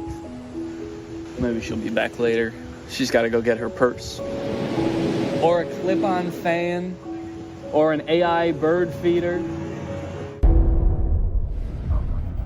Well, it didn't go as well as I thought it was going to. So that's great. I don't know, man. I had this idea that if I set up a garage sale and had people coming through, I would just be selling item after item, and it would all be gone by the end of the day. But I sold, let's see, 1, 2, 3, 4, 5, 6 items, and I was there for about 6 hours. And I think 2 or 3 of those was just one guy. He bought one thing and then he came back for more because he told his daughter that he met a YouTuber and his daughter knew who I was, so he wanted to buy more stuff for her. So if that hadn't happened, I would have sold even less. As of right now, I have sold $303 worth of products. That means that I'm only like $37 away from breaking even. So if I could just make $37, that would be fantastic. And you might think that's not very much work. That's only, like a couple more things. But guys, I have other things to do. I have other videos to work on. I actually took a break from this for like a month. The garage sale was like a month ago because I had to work on the copycats video. But luckily, I remembered a rule called the 80-20 rule, okay? 20% of your work is gonna yield you 80% of your results. And this rule applies for all sorts of things in life, in a classroom, maybe 80% of the trouble is caused by 20% of the kids. In customer service, probably 80% of your calls are from 20% of your customers. And if I apply that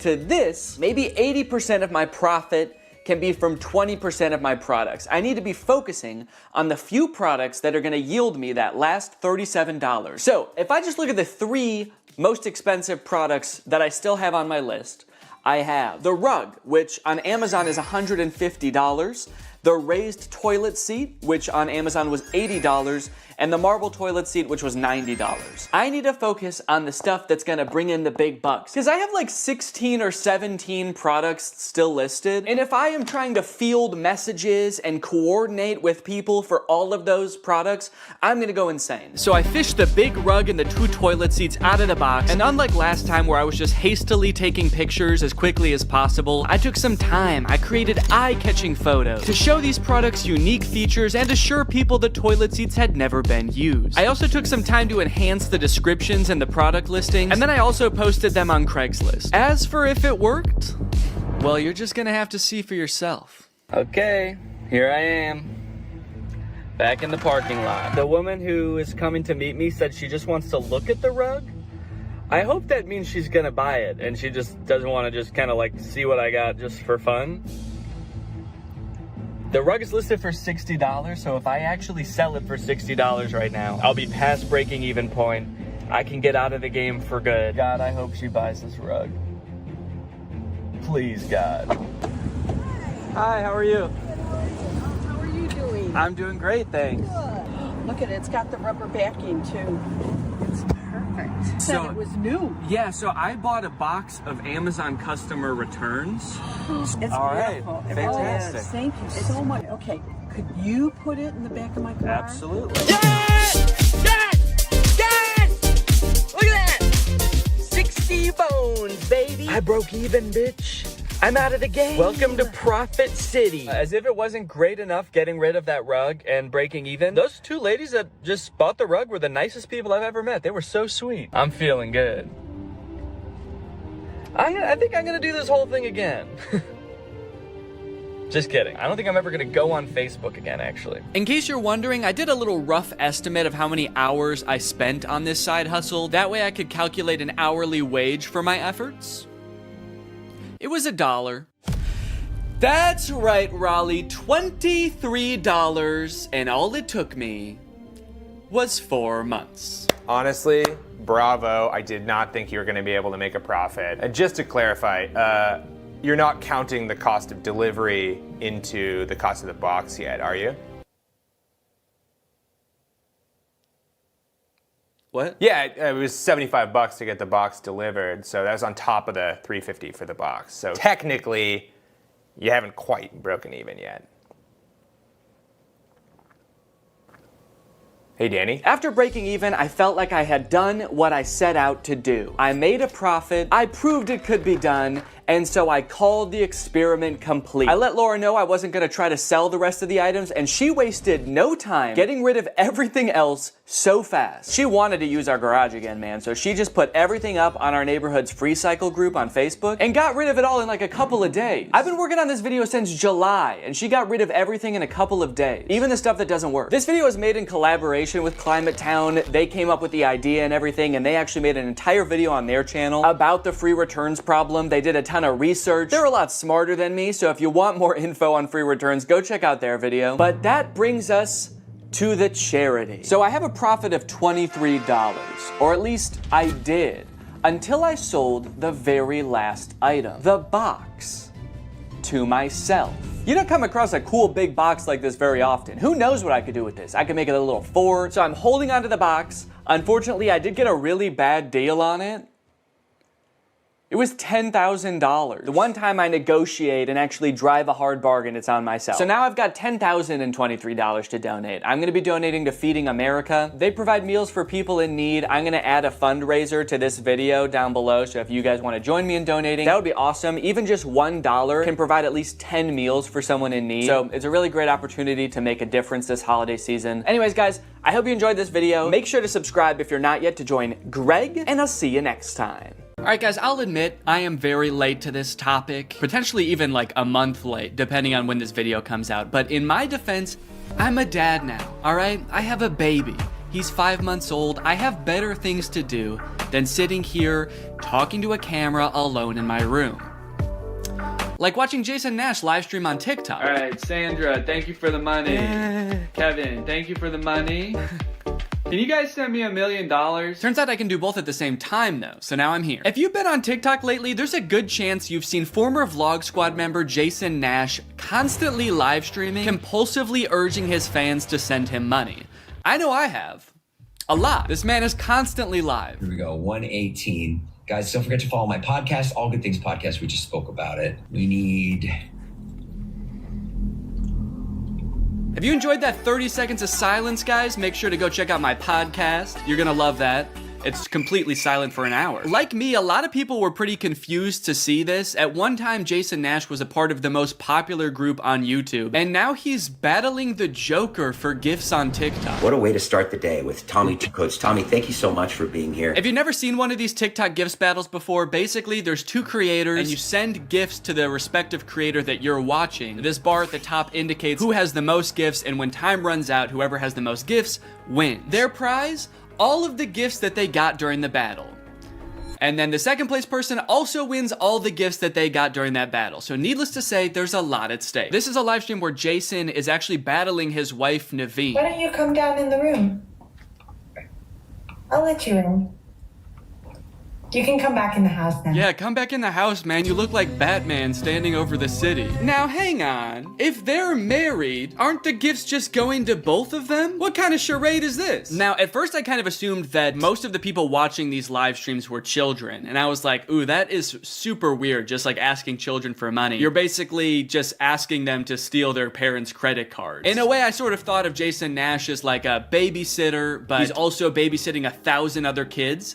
And if you start choking, he's not gonna call 911 because he can't see you. But after tuning into a few of his streams and actually like clicking on some of the profiles of people watching, I realized that it's actually mostly adults, which was very surprising to me. Guys, what are we doing here? Stop that. I promise you there are like 1 billion other better uses for your money than helping Jason Nash's wife crush him in a gift battle. Fun as it may be. The reason I wanted to make this video is because I think that it's kind of a very interesting look at the career span of a creator. It's a pretty new career, all things considered. And like nobody's been a full-time online creator for 40 years. So we don't really know how long this career is supposed to last or how it will evolve over time. So I think it's worth looking at why Jason Nash is here. Between the years of 2016 and 2020, David Dobrik was seemingly at the top of the YouTube ecosystem. What started as David just sort of goofing around and filming his friends as up-and-coming content creators quickly turned into partying all the time, collabing with huge celebrities, huge giveaways, and giant sponsorship deals. And if you didn't watch the vlogs around this time, you might think that David was like the biggest part of them, but it was actually more his friends doing the heavy lifting. David was always behind the camera, and sure, he would laugh a lot, and you'd hear him laugh. But I really feel like the reason people tuned in was sort of to live vicariously through David and experience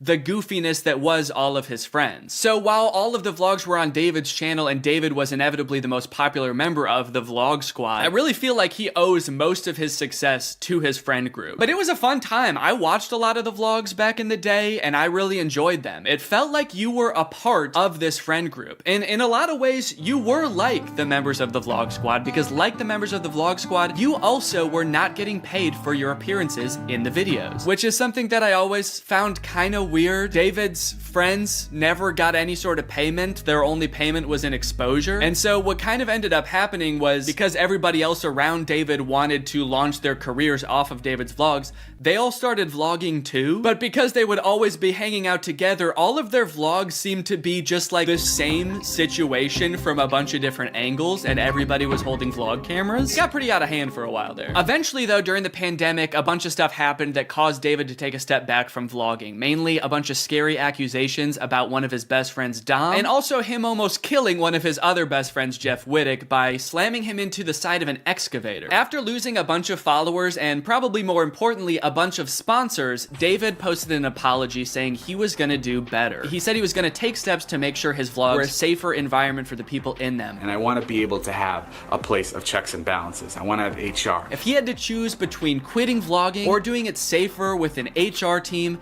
he was gonna do that.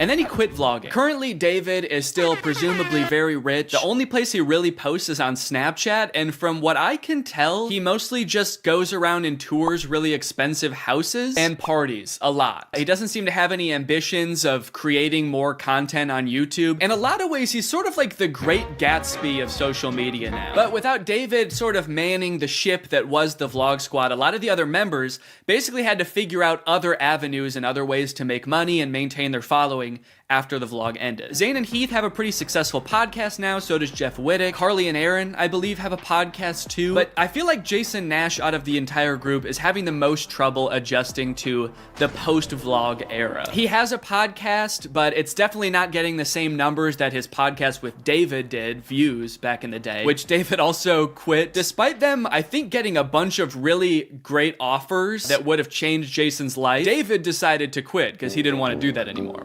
He wanted to be the Great Gatsby. So Jason has now been left to fend for himself, and it seems like TikTok gift streaming is what he has turned to. You excited to go to dinner?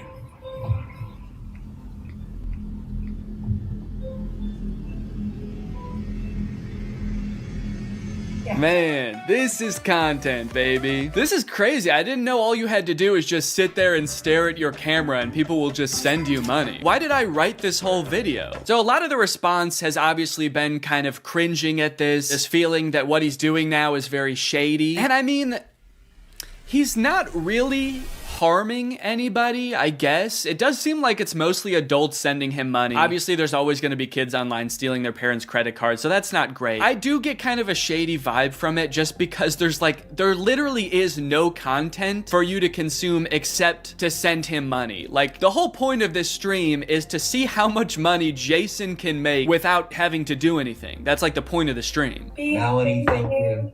Let's go. And you could argue that Twitch streaming has donations and, you know, a bunch of other live streaming does too. But I would argue that there's at least some content behind that. Someone's playing a video game or they're doing a podcast live and the donations are just a little bit extra on top. It's not the content itself. I've also seen a lot of people wondering, like, wait, isn't David super generous? During his vlogs, he was always giving away cars. He was paying for people's weddings, just like handing out PlayStations to people on the street. Surely he could just help Jason if he's struggling financially, right? Wrong. From some of Jason's podcast clips, it seems that that is definitely not the case. But before we get to that, I've got to make some money of my own. Alright guys, let's get those gifts in. James, thank you for the llama. Carol, thank you for the sombrero. Brian sent a Arab? Oh. Is this a gift on TikTok Live? Also, how did you get this one? This one's mine. Well, regardless, this is actually pretty convenient because this video is sponsored by Arab. Arab flavors your water using scent-based taste. And, oh, Brian also sent a scent pod? Oh, thanks, man. Okay, so I can put that on. With the scent pod down like so, it's just a normal water bottle. But when I activate the scent pod, air is able to pass through the scent pod and into your mouth, where you can taste the scent. Send me money. I like to bust out my air up while I'm getting work done. It gives my water a little bit more which is what I need when I'm trying to focus. This one right here is lime, and it is excellent. Someone said, come to Brazil. I'm busy. Air up is a unique hydrating experience. You can't get this anywhere else, buddy. No chemicals, no sweeteners added to the water, just plain old water into my plain old mouth. The scent pods come in a variety of flavors. I really like the lime and the peach. My editor, Jake, is really fond of cherry. So no matter what kind of flavors you like, there's bound to be a couple for you. You want to spice up your hydration experience, click the link in the description, get yourself an Air Up, get yourself some scent pods, put your mouth on the nozzle, and suck away. You look really tired today. That is mean. Thank you to Air Up for sponsoring this video, and thank you to you guys for checking out Air Up. Now back to the video. About a month ago, when Jason was in the thick of his live streaming every day, he posted this podcast where he and a bunch of David's mutual friends talk about how different life is now that David's not vlogging anymore. But the thing is, like, David's in this, like, moment in his life. Yeah, where he can do anything. Where he just parties. Oh no, Jason. The look on your face, man. Jason's like, don't look bitter, don't look bitter, don't look bitter. Where he can do anything. Perfect. He can do whatever the fuck he wants now. He calls me to play pool. And I'm like, I gotta go live. And I don't expect him to understand that. You don't expect him to understand that you have to work to make money? You know he did that too, right? I wouldn't expect him to understand that, man. He hasn't had to work in, gosh, what is it, 2 years now? I hate to say it, Jason, I think he gets it. I just don't think he cares. Like, I'll say things like, I'm losing my house. and he'll be like, oh, but just come play pool. I just don't think he cares. Dude, Jason, haven't you learned anything from being friends with a popular YouTuber? You just told him you might lose your house, and he invites you over. You think he really wants to play pool? Dude, he's probably gonna Mr. Beast you. He's probably inviting you over so he can, like, surprise you with a new house. He might make you do Squid Games for it, but you have a chance to win a new house. Maybe he'll give you a new car. Or, you know, surprise you with his new car like he did that one time. My surprise to you is that I'm buying myself a car. I know, right? That was cool. I will say it is interesting that David seemingly stopped doing the extravagant giveaways once he stopped doing the vlog. I wonder what the correlation there is. That's kind of weird. There was a great TikTok that he sent, which was like some guy, it's just the guy that has like a lot of money and can do anything all day. He's like, oh, Diplo's having a party tonight? And like, and it's literally like things that David has said. David sent Jason a TikTok of a rich, out-of-touch guy being like, oh my God, dude, this is so me. Dude, look at this TikTok. This is so me. That moment when you're rich and you're partying with Diplo and you're talking about how much you hate Jason Nash and how poor Jason Nash is. Guys, comment below if you found this relatable. But if you think about it, though, from 18 to like what, 23, 24. Oh, he was hitting it he never drank. I don't think he ever drank. Even when we would visit him, we'd be up till like midnight just like watching the edits, just like, wow, he worked hard for 5 years? Let the man party, dude. Please do not burden David's poor gentle soul with your financial woes. Just let the man play pool and play with him, for God's sake. I mean, look, I don't doubt that he worked hard. The dude posted 3 vlogs a week. I'm sure it was a lot of hard work, but you know who also worked hard? Everybody in his vlogs. I mean, that dude just said it himself. They all stayed up with him until midnight watching the edits to make sure they were good. This was a group endeavor. And I know what people say. They say like, well, David gave them the opportunities, you know? He didn't have to make them famous. Yeah, he kind of did. That was like the whole point of his vlogs, was his friends. David wasn't just making them famous because he was a good, generous guy. He was doing it because that's what was working. They made him famous as much as he made them famous. Now it's like the complete opposite. Everyone's like working, and here's him just like, hey, what are you doing tonight? And it's like a Tuesday night. Everyone's working. Yeah, man, that is kind of a crazy switch. Whereas before, David was working and everyone was helping him. Now everyone else is working, so naturally David is partying with Diplo. Naturally, a lot of the conversation around Jason's live streams has revolved around the confusion as to why he wouldn't just get like a normal job if he was strapped for cash, or if like the social media thing wasn't working out. Can someone make Jason Nash a fucking DoorDash account? People are wondering, why is he pursuing this career that is like universally seen as embarrassing or cringe, rather than just getting a 9-to-5? And I totally get that criticism, because I do love being a creator. I love getting to be my own boss. I love being creative on a daily basis, working with people that I'm really inspired by, entertaining people. But if this exact version of being a creator stopped being feasible, would I start doing gift streams on TikTok? Hell no. And not even necessarily because it's like embarrassing or cringe. It's just that like what I enjoy about being a creator, that does not accomplish. There's no being creative. There's no entertaining people. At a certain point, you like strip out all of the fun parts of the career and you just have only the most superficial parts of it left. Just money and fame. So no, if like this YouTube channel didn't work out anymore, there's a billion other things I would rather do that would be more enticing to me than like gift streaming on Twitch. But maybe Jason likes it. He doesn't look like he does, but maybe he does. On the other hand, I could say that Jason is also older. He's lived a lot more life, he's had a lot more experience, and his career in the entertainment industry has gone through a lot more ups and downs than mine has. From what I can tell, Jason has been a stand-up comedian, he's been in TV shows, he's been a podcaster, a Viner, and a Vlog Squad member, and now a TikTok live gift battler. Between all of those seasons of his life, I'm sure there was downtime where he could have thought, oh, maybe this isn't for me, I'm gonna get up and go get a normal job. And then, lo and behold, the next opportunity comes along. along. So in some sense, I do understand if Jason's mentality is like, maybe I'm just gonna do this for a little while until I get my next thing off the ground. And I know that when I started Vine, people said the same thing to me. They're like, what are you doing? Why are you doing Vine? You know? And I was like, okay, this is what I'm doing. And then I did YouTube, and people were like, why are you doing YouTube? And I feel like when you're first to something, that can really pan out. Yeah, I do get what you're saying, but also I don't know if this is the same as Vine and YouTube. Saying he's the first to this new thing like TikTok gift battling is gonna be the next big thing is very worrying to me. Please don't make that the next big thing, guys. On top of all that, there is this sort of like gamification in your head that happens when you're a content creator. Because so much of it is like numbers based, you're always looking at your analytics, hoping your numbers go up. It becomes kind of a game in your head to see if you can do better than you did last month or last year. Because of that, I feel like in a lot of content creators' heads, quitting or pursuing a different career path is seen as like losing the game, even if it's subconscious. That being said, I don't think that's a healthy way to look at it, and I would encourage people who are pursuing being a creator to find other passions that, you know, if this didn't work out, you could pursue that instead, because I think just clinging to relevancy for relevancy's sake is not a good thing. But why try to guess what Jason's thinking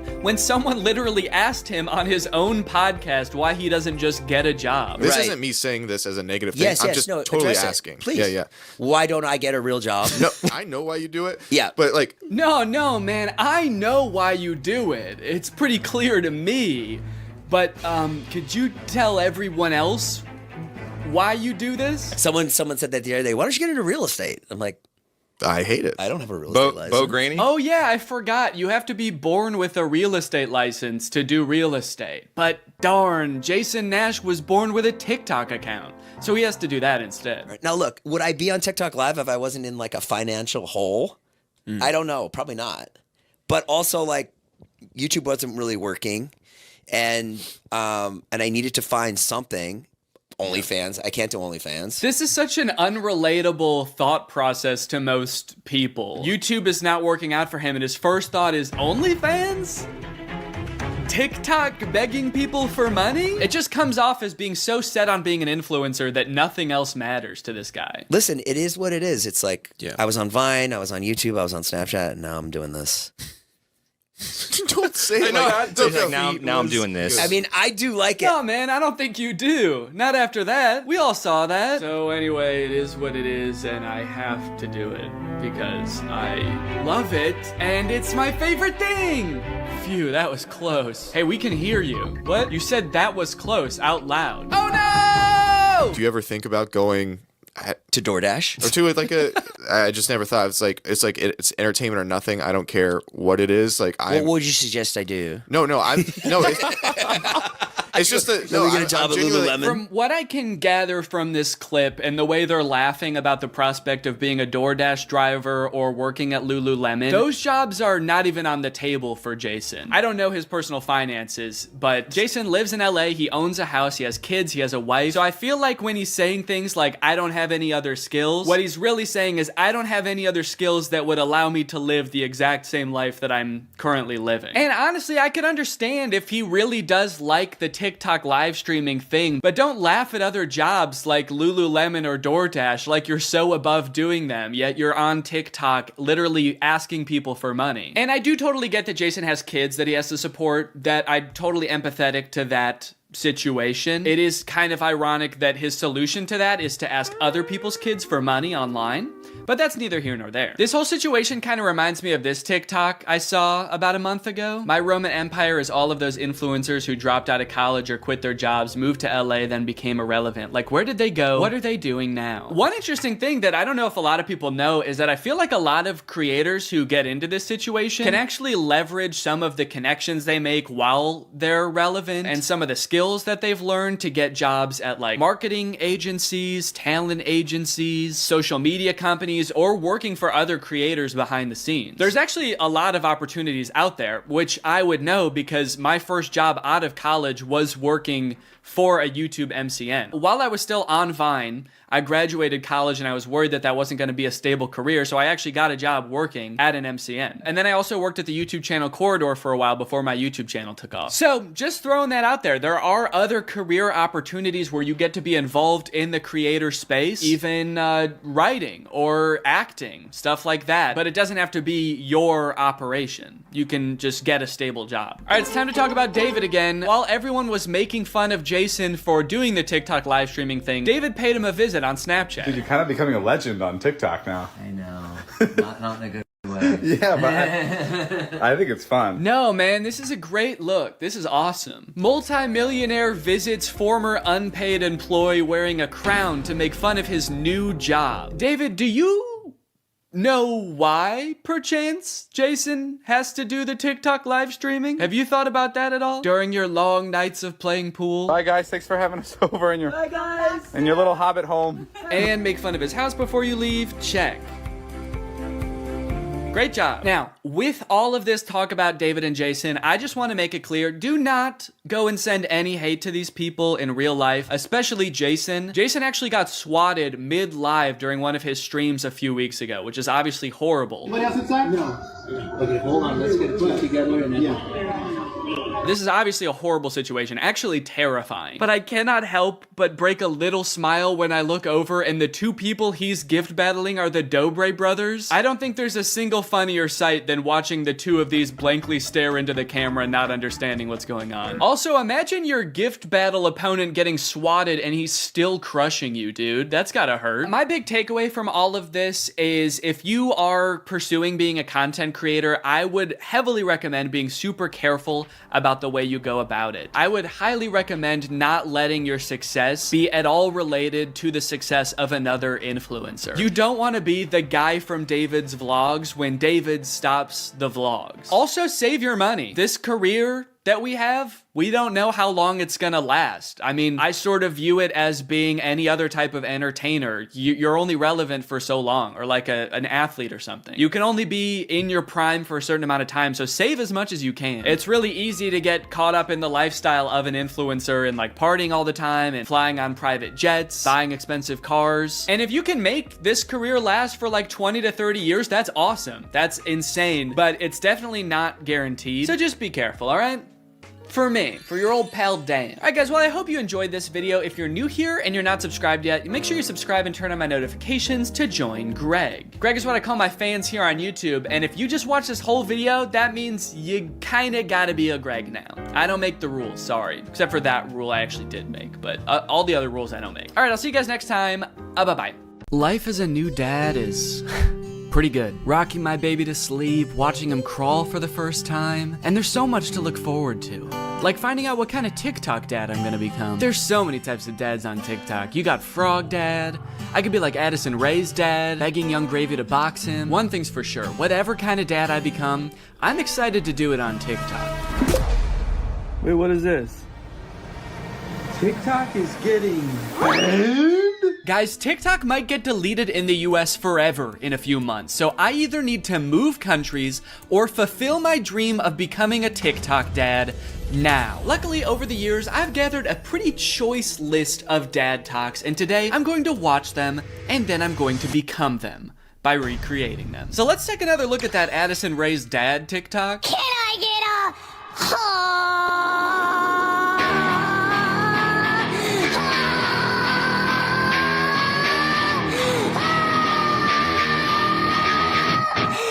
Okay, so this TikTok is from a couple years ago. It's from 2022. And if you were unaware of this situation where Addison Rae's dad wanted to fight famous rapper Young Gravy, I believe it started because Young Gravy made some comment on a podcast about finding Addison Rae's mom attractive. Now, Addison Rae's dad and his mom aren't together and haven't been for a long time, I think. But nevertheless, Monty, that's his name, Monty Lopez, decided to settle the score by getting on TikTok and begging Young Gravy to fight him.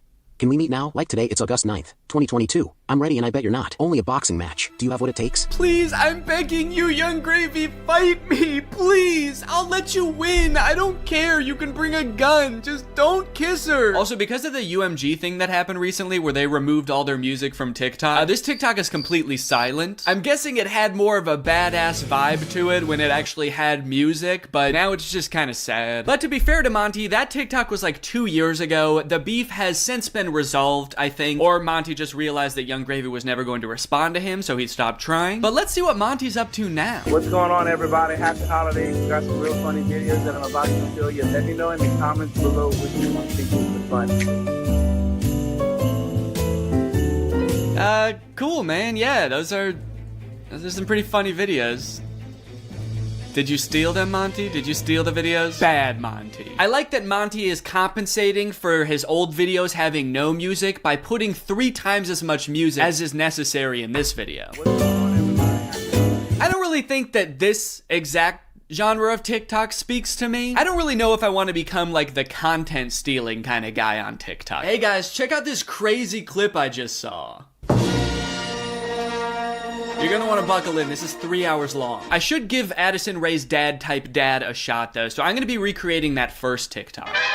Okay, so I was trying to think of who it would be funny for me to be trying to fight in this video. My first thought, for some reason, was Joe Biden, but I feel like if I posted a shirtless video of me screaming and begging Joe Biden to fight me, I would be investigated by the FBI, the CIA, trying to think of any other 3-letter acronyms, AJR maybe. So I'm not gonna do that. Maybe it would make more sense if I just challenge someone who already does influencer boxing, like Jake Paul. I could make this same kind of shirtless screaming video, begging Jake Paul to fight me. I can't just stop there because Monty didn't stop there. Oh no, no, no. He challenged him, he begged him, he asked him to come to his house right now, and then he also pivoted to just posting silly videos on his page. So I'm gonna try to encapsulate all of that into one video. I also noticed in this video when he stands up, it like, well, one, it says run white boy run at the bottom, and then it also reveals that he has a tummy tattoo. So I don't know if I should incorporate that somehow. Like when I stand up, there's a funny tattoo on my tummy. Maybe it's just a heart that says Jake in the middle. Because I want you to get the vibe from this that I just want to hang out with Jake so bad. I don't care if he's beating the shit out of me or if he's just coming over to help me water my garden. It's actually kind of hard to write this upside down, but hopefully I'm doing this correctly. Can you even see it in the camera? Can you see the Jake? There's an effect on it. Should I use that effect? Gym light? Oh, it's kind of menacing. What other effects could I use? No, okay. Let's just do no filter. No filter or nothing. Can I get I didn't like filming that at all. Actually, I hate that. I'm gonna put my shirt back on. Yeah, sorry, I hated that. I'm gonna keep my shirt on, actually. I thought I was gonna do it with my shirt off, man, but I can't do it. I just can't see myself convulsing shirtless like that. I don't even think I want it on the internet, to be honest. I don't want it. Nobody should see that. So it's gone now. I'm just gonna have to live with Jake tattooed on my tummy, and that's just gonna be a secret between me and you guys. Nobody's gonna know that happened. Okay, let's try again. Shirt mode activated. It's hard to press the start button the way I have my phone propped up. The keyboard's kind of in the way here. There we go. Okay, shit. God damn it. Can I get That might have been pretty good. I am picking up my phone at the beginning, but I think I went menace mode for sure. Actually, the beginning where I prop my phone up adds some kind of authenticity to it in a way. I don't know if it's like a millennial pause or kind of makes it seem like this video was totally off the cuff. Like I wasn't even planning on recording this. I'm just setting my phone up because I'm getting so pissed off. Well, I guess I'll just finish her up then. Oh, there's still sound. Can I make the sound stop now? Please? Okay, I guess I can't. So is it just gonna be that then? That's not good. That's not funny. That's just weird. That's just me straight up asking Jake to fight. Okay. Maybe I can record it in my camera roll and then add it in the editor. Hey Jake, I just wanted to say, I didn't mean what I said back there. I don't think you're a baby. I think you're awesome. And we don't have to fight. We could just hang out sometime if you want to. Anyway, here's a funny video I found. Okay, now I have to actually find a funny video and add it in here somehow. Funny video I found. Hell yeah. Can I get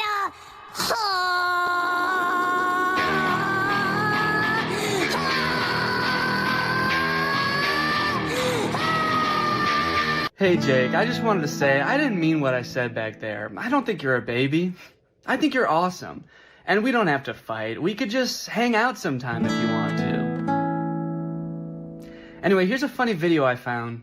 Yeah, I think it's perfect. And I think it's ready to post, and I'm not worried at all about what people will think when I post this. So I think after I create all the TikToks, we can take a look at some of the responses to them. Okay, next TikTok. My daughter being in a toxic relationship. Hashtag POV, a pack sticks up for each other. One of my favorite things about this TikTok is how many people show up. I thought it was just gonna be the dad at first, but then more and more characters keep coming in. It kind of makes the dad seem a little less badass. Like, no wonder the boyfriend's scared. He is severely outnumbered. I also love how the uncle comes into frame by touching the brother's shoulder, but it's obviously just his own hand touching his own shoulder. You know you're in for trouble when you feel your uncle tap your shoulder. You know how uncles do? Now, the weird thing about this one is that I actually don't know if this guy has kids. I actually don't think he does, but I do still think that there's something we can take away from this video. The whole concept of a pack sticking together. Oh, are they wolves? Oh, I think they're werewolves, and that's why it says a pack sticks up for each other. And that's why all their eyes turn blue, this horrifying shade of blue, and the dad has on a wolf necklace. So they must be wolves. They've got wolf eyes. Wolves have blue eyes, right? Oh, wait. They don't. Wolves have brown eyes, it looks like. I must be thinking of huskies. Oh yeah, huskies have blue eyes. Are they huskies? Leave her alone, buddy. Unless you want to get strapped to a sled and pulled very fast over a great distance. If this happened in real life, do you think that the boyfriend would even hear the dad? He's screaming and the dad is whispering. He has a few other TikToks where he plays the role of a dad navigating a kind of tricky situation with his daughter. So I guess this genre is just fantasizing about having like a teenage child and something awkward or scary happening with that child. And also you have to look really badass and you do have to be part dog. Got it, can do. Before I film this one, I actually have a much more important POV I need to film first.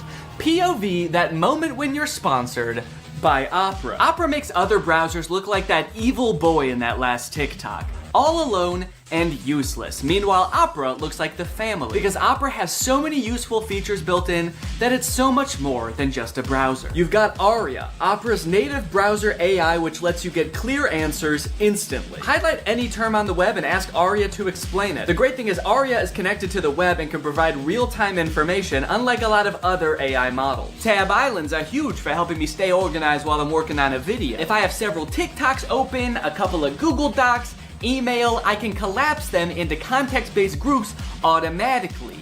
I don't know what accent this is supposed to be. One thing I didn't even realize I needed until I got Opera was a built-in ad blocker. It makes articles look so much more clean, which actually makes my videos look better, because when I screen record an article, there's not distracting ads all over the place. And it's super easy to turn on with just one click. If you're working on multiple projects at once, you can create entirely separate workspaces that you can switch between easily using customizable buttons on the sidebar. I don't like having a ton of browser windows open at the same time. It's super distracting and hard to sort through. So in my opinion, this is a much better solution. So if you want to check out Opera, then use my link below to download Opera today. Thanks to Opera for sponsoring this video, and thank you to you guys for checking out Opera. Now let's film this TikTok. Okay, so I've been thinking a lot about how I could make this TikTok kind of my own, you know? Take everything I like about the toxic daughter boyfriend TikTok and amplify it. So first thing we're gonna do is the amount of family that shows up. I liked how much it was in the first video. We're gonna double it. We're just gonna have a ton of people show up. We're gonna have the dad, of course, the brother, an uncle. Uncle's here! A second cousin, a third niece, maybe. Also, I think instead of like a toxic boyfriend, the daughter's just gonna be getting mugged. I think that would elevate the stakes a little bit higher. And then, you know, in the original TikTok, they didn't even turn into werewolves. Their eyes just turned blue, which, granted, that would be very scary if that happened to you, but I feel like they were trying to get at something there, but they didn't quite get there. So, in my TikTok, they're gonna actually turn into animals because there's filters on the TikTok that can turn you into animals. So that's what I'm gonna do. And I'm gonna do it now. So I think what would be even cooler than turning into a wolf is if I turn into a horse. And I know that there's horse filters on TikTok. I have one saved here, where if you open your mouth, you turn into a horse. So I'm gonna use this. Okay, beautiful, beautiful. I look gorgeous. And then everyone just starts turning into horses, dude. The daughter turns into a horse. Uncle's gotta turn into a horse. And last but not least, the mugger has to apologize, of course. Let's go, baby. Now all I have to do is edit this, and it's gonna be ready to go. Ah! Now this dad is a whole different type of dad. His name is Brian B. Toe. I thought Toe might be his last name, but the way it's spelled out in his profile actually makes it seem like Buteau is his last name. I thought B was just his middle initial till I saw this just now. Say what you want about Brian, but he do be Toe. And I think there's a lot we can learn from Brian's TikTok. Stuck in a generation where loyalty is just a tattoo and being fake is a lifestyle. Where the real ones at? Man, Brian's so cool. I thought he was a teenager for a second because of how cool he's dressed. Hey guys, I'm just skateboarding with my backpack to school. I mean work. I hope my teacher is cool today. Oh, I mean boss. Sorry, I'm just a kid at heart. Also, I just got in a really bad skateboarding accident and hit my head real bad. Can you drive me to the hospital? I don't like this angle. Why is he so much higher up than us? Are we a child in this video? Are we his child? Son, where are the real ones? What have you done with the real ones, son? I'm not even sure how the caption and the video are related. They seem like totally separate things. I'm so sick of my generation. So I've decided to join yours. I'm a teenager now. In fact, I'm so young that my kids are my...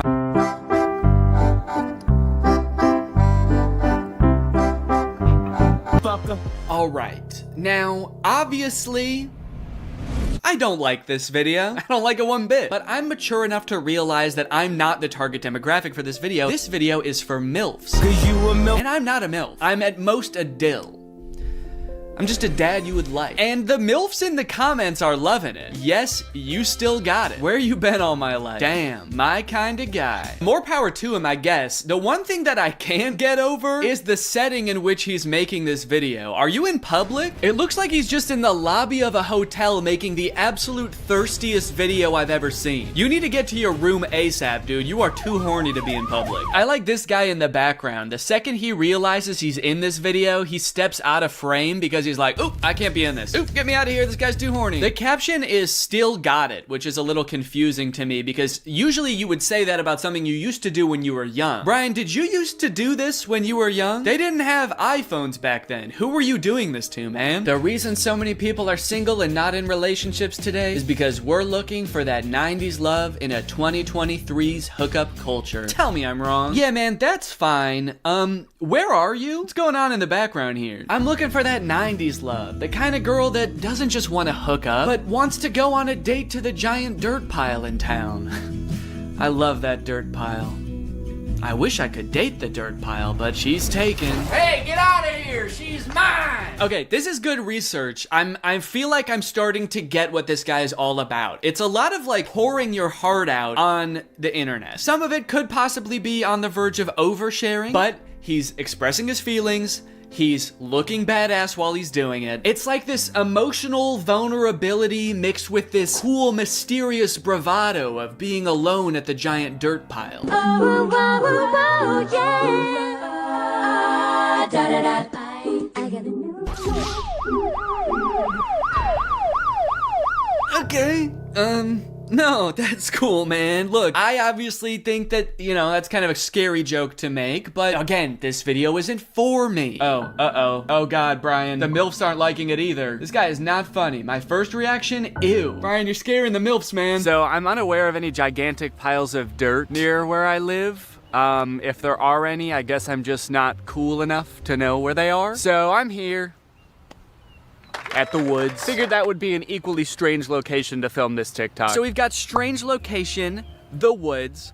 We're going to have sort of a nostalgic / oversharing caption, which I'm still not sure what that's gonna be yet, but I can just figure that out while I'm editing it. I don't have to do that now. It doesn't have to have anything to do with the video, which is good. And then I also have to appeal to the youth. I have to try to make myself seem like a kid, which usually I'm not very good at, but I went to Walmart and I went to the kids section and I found some stuff that I think is gonna do the trick. Brian had a skateboard in his video, and so I bought a scooter. They didn't have any skateboards. I don't know if this is maybe a little bit too young for the demographic I'm trying to reach, but the box said ages 2 to 5. So I'm just gonna sort of pretend to be shredding it up out here at the beginning of the TikTok. By the way, I am like 75% sure that there's poison ivy under my feet right now that I'm very much trying to avoid. And I think I have, but my legs just feel itchy even just being near it. This was actually a horrible idea. Anyway, the hat. It says Fortnite on it. Can you see that? It says Fortnite on it. I found it at Walmart in the little boys section, and I thought, oh my gosh, this is perfect. This is gonna appeal to all the kids. So I've got my scooter, I've got my Fortnite, and I'm ready to have some fun. Let's film a TikTok. Okay, I think I'll just pretend to be ripping it up over here, and then I walk towards the camera,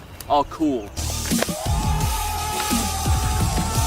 I for sure stepped in the poison ivy that time. Very cool. Why does this hat make me look like a pilgrim? It's like such a flat brim hat that it's gone past looking cool and gone towards looking like a full-on pilgrim hat. I am a Fortnite pilgrim.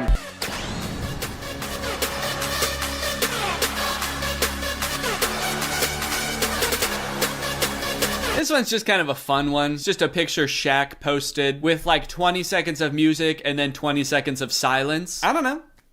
Could be the move.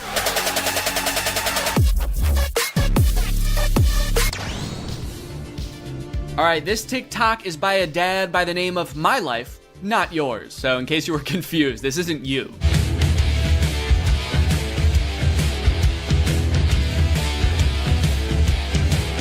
Yes, dude, thank you. This is the kind of energy I'm looking for. When your kids need you, you drop everything. And you don't walk, you don't run, you don't even drive. You jump through the air like a giant bunny and you land right where they are. I guess we don't see where he lands. It would be kind of funny if it like cut to a reverse angle and he just landed at the bar. But one TikTok in, I am liking this guy's style.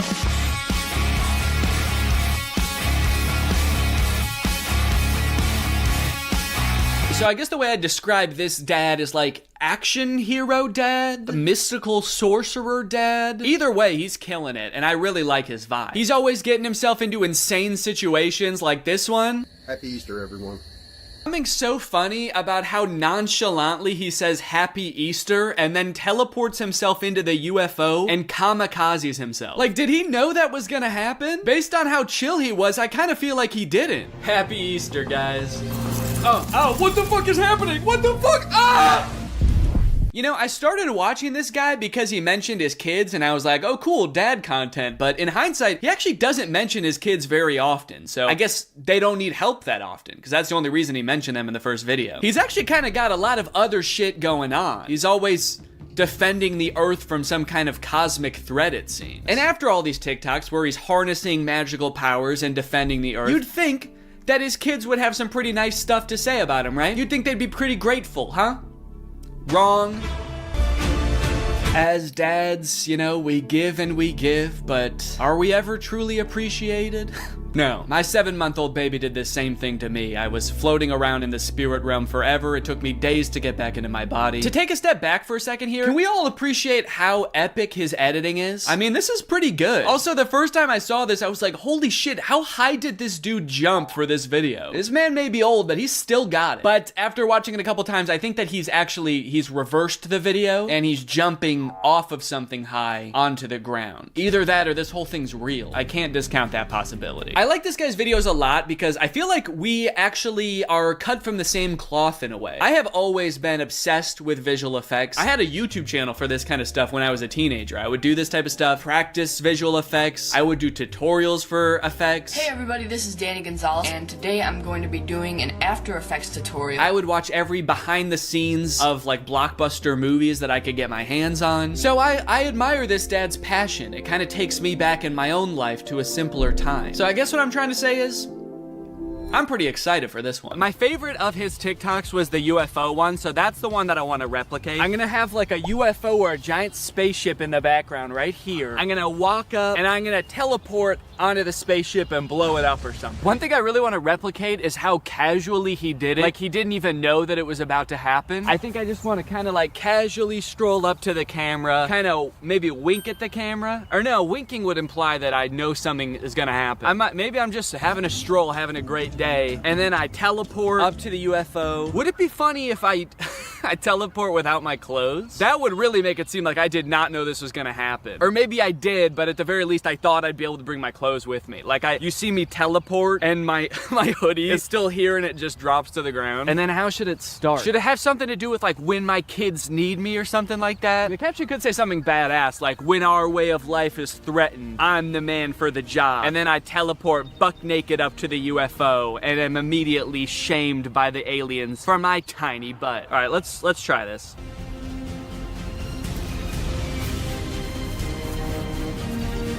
Okay, and then I'm gonna take off my hoodie, put it right where I was, and then drop it. Okay. There was a person walking by while I was doing that. What do you think she thought? What sense could that possibly make to the average person? Maybe she knew what I was up to. She did look kind of older. Maybe she has a husband that does this kind of thing. All right, well, I'm happy with that. Also, I want to go home.